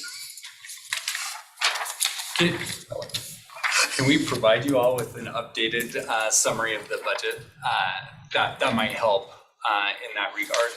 Well, the main timely piece is VOA was hoping to close this week on the remaining funding. So I think we could. Well, we could just make that decision. We could definitely do the ARP from Hyphumian to Crosswalk and take 1.3 from the affordable housing, get that on your agenda ASAP. They can close, And yeah. then Pam knows she has 1.5 coming. We can backfill that early January if it's not done this month, and then you guys can make that final decision. We don't have to do all of this at one time. So my question is, so you've put this all through the committee. Yeah. So what did the committee approve? The committee approved, and let me clarify, when I put it through the committee, I recommended the 1.3 million come from CDBG, and the committee supported that. But upon further review, we want to make sure that we've got a little more flexibility with those CDBG dollars. So I've been working with our budget team to make sure that we've got flexibility in other fund sources so that we're not encumbering that 1.3 of CDBG. But the committee supported funding Haifumian at $1.5 million, Crosswalk at 2.8, and then Broadway Senior at that 2.8. At the 2.8. So that's not on here, the Broadway. Correct, because that's where we were talking past each other. I actually heard you say 1.5. I heard you say this, and I thought you misspoke. I apologize. No problem at all. Yeah. This is my little table of the proposal. So to help with this, would it be more expeditious just to get the go-ahead on putting the crosswalk funding swap on the agenda for next week? Get that one done, Fawn gets her commitment, she's got her financing set up, and then a little more further discussion on the other ones. Yeah, so now that we have opportunities to go higher with seniors on Broadway, but let's look at the remaining funds that are available. Sounds good. The proper funding source, and then also understanding what's the balance, what do we have? So the state changed how all the funds are collected. And so he's going through this process of what are we committed to based on the old numbers and then the new numbers. They essentially took a bunch of small things and combined them into one big thing. So that's why there's not exact numbers yet. You have to see the historic commitments, figure them out, and then look forward. So they know how much money there is, just not exactly what pots it will all remain in come January 1st when there's new. But I was speaking more to the local dollars, the recording fees. I'm talking about the funding sources to the local dollars. There used to be multiple smaller fees that are now rolled into one. Oh, okay. They've effectively blocked Got it. all the different, so. But they didn't say you could just roll what used to be A and B and C separately into this new D. You have to keep your historic A commitments from the A pot and your historic B from the B, historic C from the C. But then as this new D comes in, it gives you a different pot. So there's a dollar amount up here, but exactly all the different weavings and roads that can. He drew me a really pretty chart yesterday, and I tried to take a picture of it and bring it. that pretty. I thought it would blow everybody's mind up, like, whoa. So that's why it's gonna be a little bit before there's an exact accounting of that they're working on. Yeah, so we have kind of transparency on that, is we have a consultant that's working with us going through, just kind of doing a financial audit to better understand exactly what color of money we have in there through the different recording fees and everything else that's kind of come in as local revenue over the last several years. So we're getting close, but we want to make sure that we're not just close and coming to you all with approximations, but with real. So doing all the things that you want to do today, you have enough money to fully take care of these 3 projects the way you wanted to, and still have $3 million left. That's plus what's going to be coming in next year. But of course, recording fees are dropping quite rapidly as the housing market is slowing. So that's another part of the equation.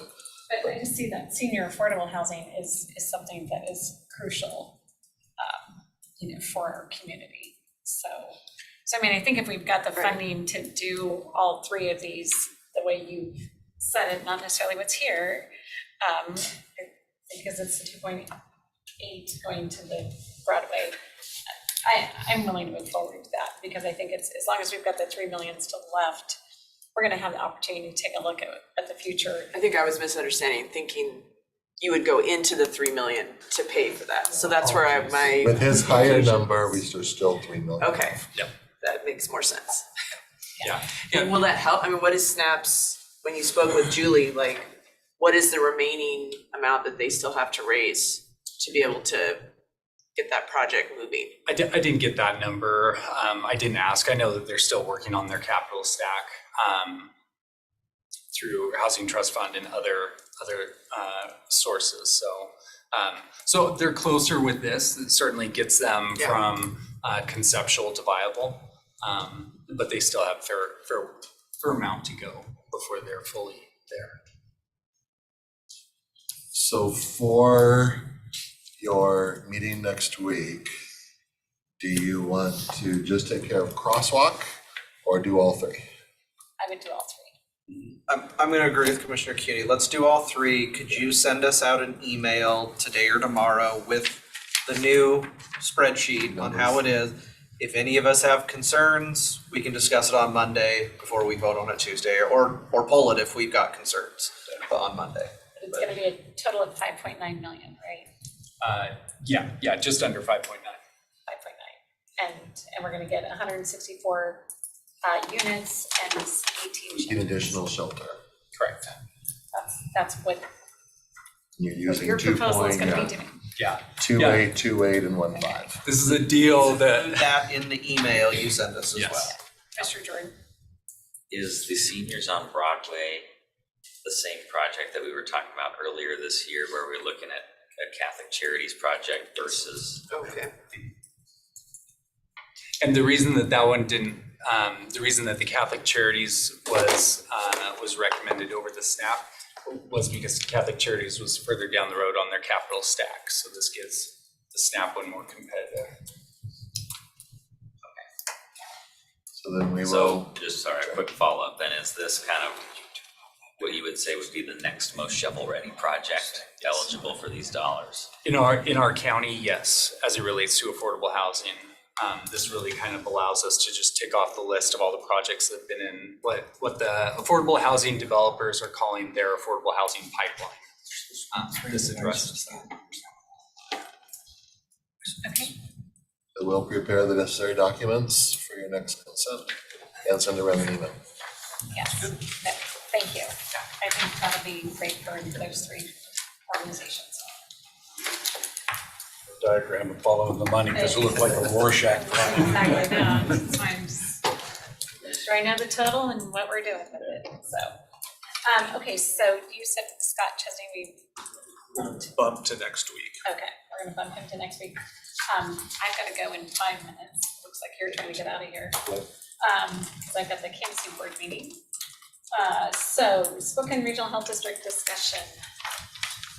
So that came from the health board to us. I think the recommendation from Mayor Freeman was to have us look at adding all 5 commissioners on the health board, which would increase the number of citizen appointees by 1. But it would also be taking off a city appointee that I think when we were doing this, we felt it was important to have that city appointees. So I just know from my perspective, having gone through this, and I once again wish that the health district board was not required to be changed. I thought it was running well before with the city appointees and the 3 citizen appointees.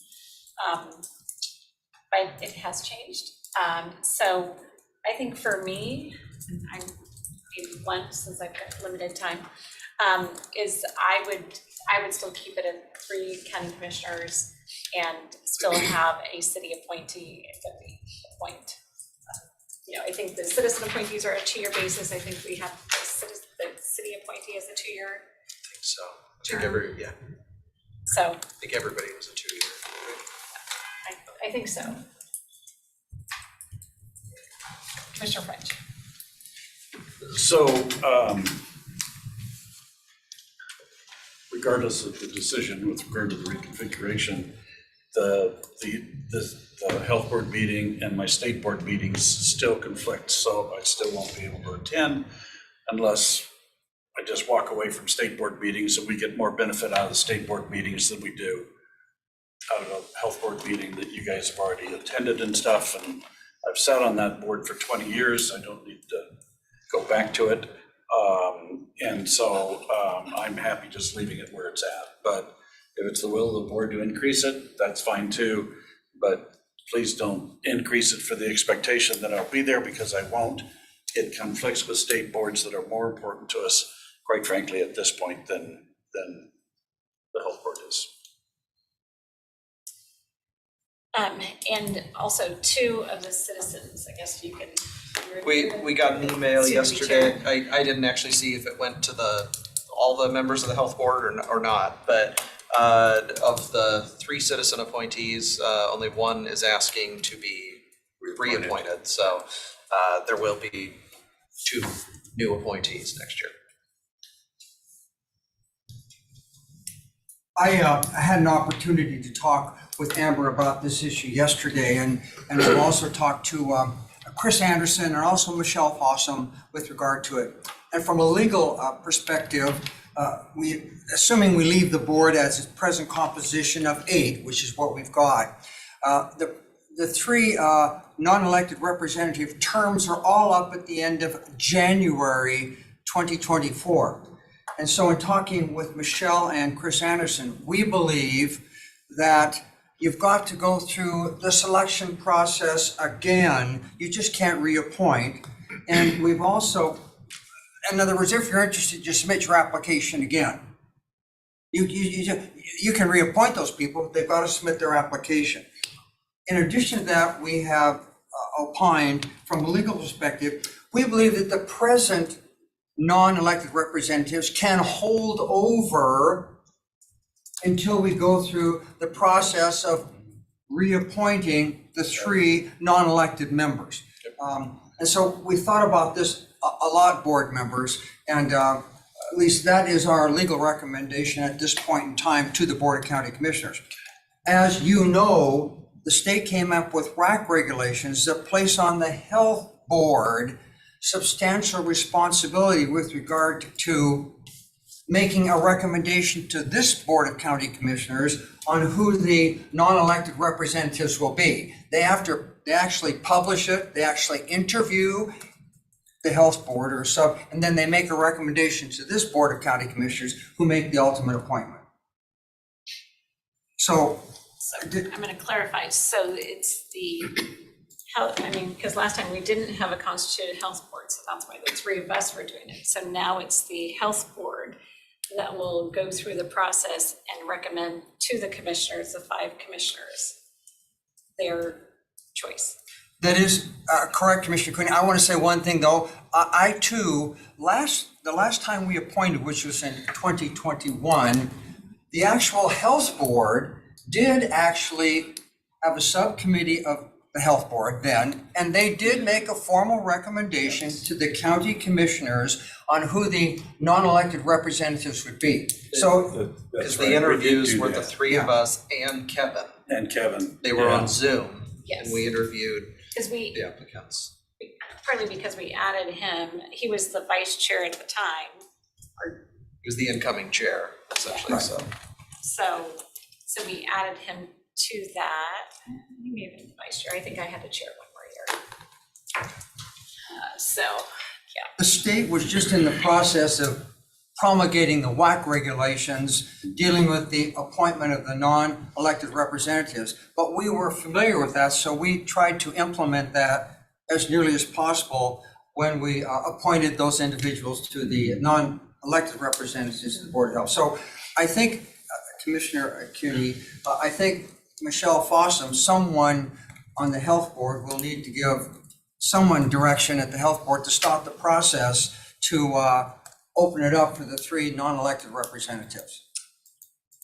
Assuming we leave it. Well, the process, I think, was just requesting if they wanted to be reappointed or not. And that's certainly nothing wrong with that if they submit their applications, but you're still gonna have to go through the process. No, Yes, that is which correct. is fine. But that's all we've done so far at the health district side was Ann put out the email saying, are you willing to be reappointed? Right. Just so we knew the interest. So now we know, that we just have 1 that is interested, so we will ask that person to turn in an application. Right. And then the other 2 positions we will have to reopen up. Right. So, and then it'll be the health board that does the selection process to then recommend to the Board of County Commissioners. That is absolutely correct. Okay. Now, if we leave the board the way it stands, with 3 county commissioners and 1 city representative, how is that city representative chosen? The city representative is chosen by the Board of County Commissioners, and you'd have to open the process to see who is interested in submitting their names. It doesn't say it's rotated, it just says that a city's representative as appointed by the Board of County Commissioners. And interestingly enough, that one does not go through the Board of Health. That one sticks strictly with the Board of County Commissioners. What type of process has to happen to select someone? The state WAC regulations, Commissioner Kearns, don't address the selection process for the elected representatives on the board, only the non-elected. So that would be certainly up to the Board of County Commissioners to follow the standard process that you may want to follow in this regard. So we would just seek other elected city officials who are interested in being on the health district board. Okay. As I'm not currently on, what is Mayor Freeman's recommendation or the reason that the suggestion is being raised about the 5 commissioners? From my perspective, and you guys can correct me, He said he's leaving. Yeah, He's not gonna run again. He's not So he gonna says, do my it. term's coming to an end.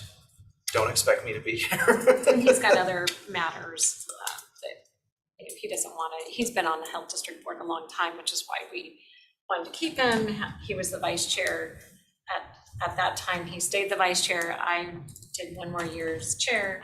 Then he chaired this year. So he's done.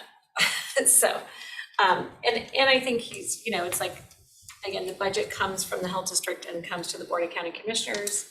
So he felt that maybe just having the Board of County Commissioners there, to me, it just feels like it becomes a department rather than a separate agency if we all sit on it. And I don't like that feel. That's why having the makeup of the old board was in my mind a better board.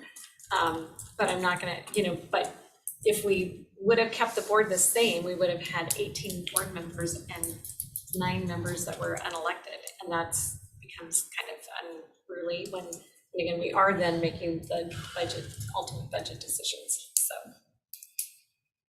that's why we went with what we did, to keep it at a reasonable board, because a typical 7 to 9 member board is a more functional board number for people. So How many would there be if all 5 of us were on? then we would have 10. You have to have equal elected and non-elected.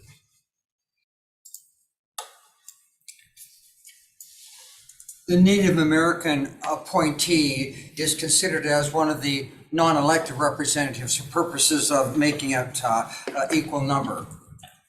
And the state statute requires that to be done by the Association of American Indian Health Commission. Yeah. So it's not a decision for us to make, it's a decision for them to make. And so since that was the RCW, we've stayed pretty clear that we're not picking between tribes in the area. Commissioner French. Yeah, and if we were going to go back to a board structure that had the cities, greater representation for the cities, then I would suggest that we go back to the conversation about, you contribute, to being on the health board. The health board is the only regional board that I'm aware of where the cities would have a seat and not pay. SRTC and all the others, you pay. The health district, the only one that pays is the county. And we can continue this conversation next week. The only thing I was gonna add, because I'm kind of neutral on it, I see that Mayor Freeman was saying that we have 5 commissioners now, so that the balance of the board has changed, and so I think that was his. But again, I'm not sure if we were to change, we would need to talk with the other local jurisdictions, maybe bring it up at a council of governments or something, that was gonna be my suggestion, if we felt like we needed to discuss it further, to remove the other local elected, we need to have a conversation with other local electeds about that. So that was just the only thing that came to mind, but I am fine with, sounds like we get to review the 3 citizen positions, they'll have to reapply. And so the full board then at least will be able to look at those positions and make those confirmations, right, of those individuals. The full board of county commissioners. So the Board of Health will be the one reviewing the applications and bringing forward Right, but we will somebody to make the come. final decision. Yes, we make the final decision. But the argument that Kevin uses is not supported in some of our other board structures, and I'll use SRTC as a great example, where the greatest number of road miles in the county are the county's unincorporated roads, and yet we only have 2 seats on that board, which now has 21 members. So, yeah, anyway. Okay, I've got to get to the canvassing board meeting. Okay, so we are going to adjourn for the day, or adjourn for the morning. We will be back for our 2 o'clock legislative meeting. Since the leaders will be back.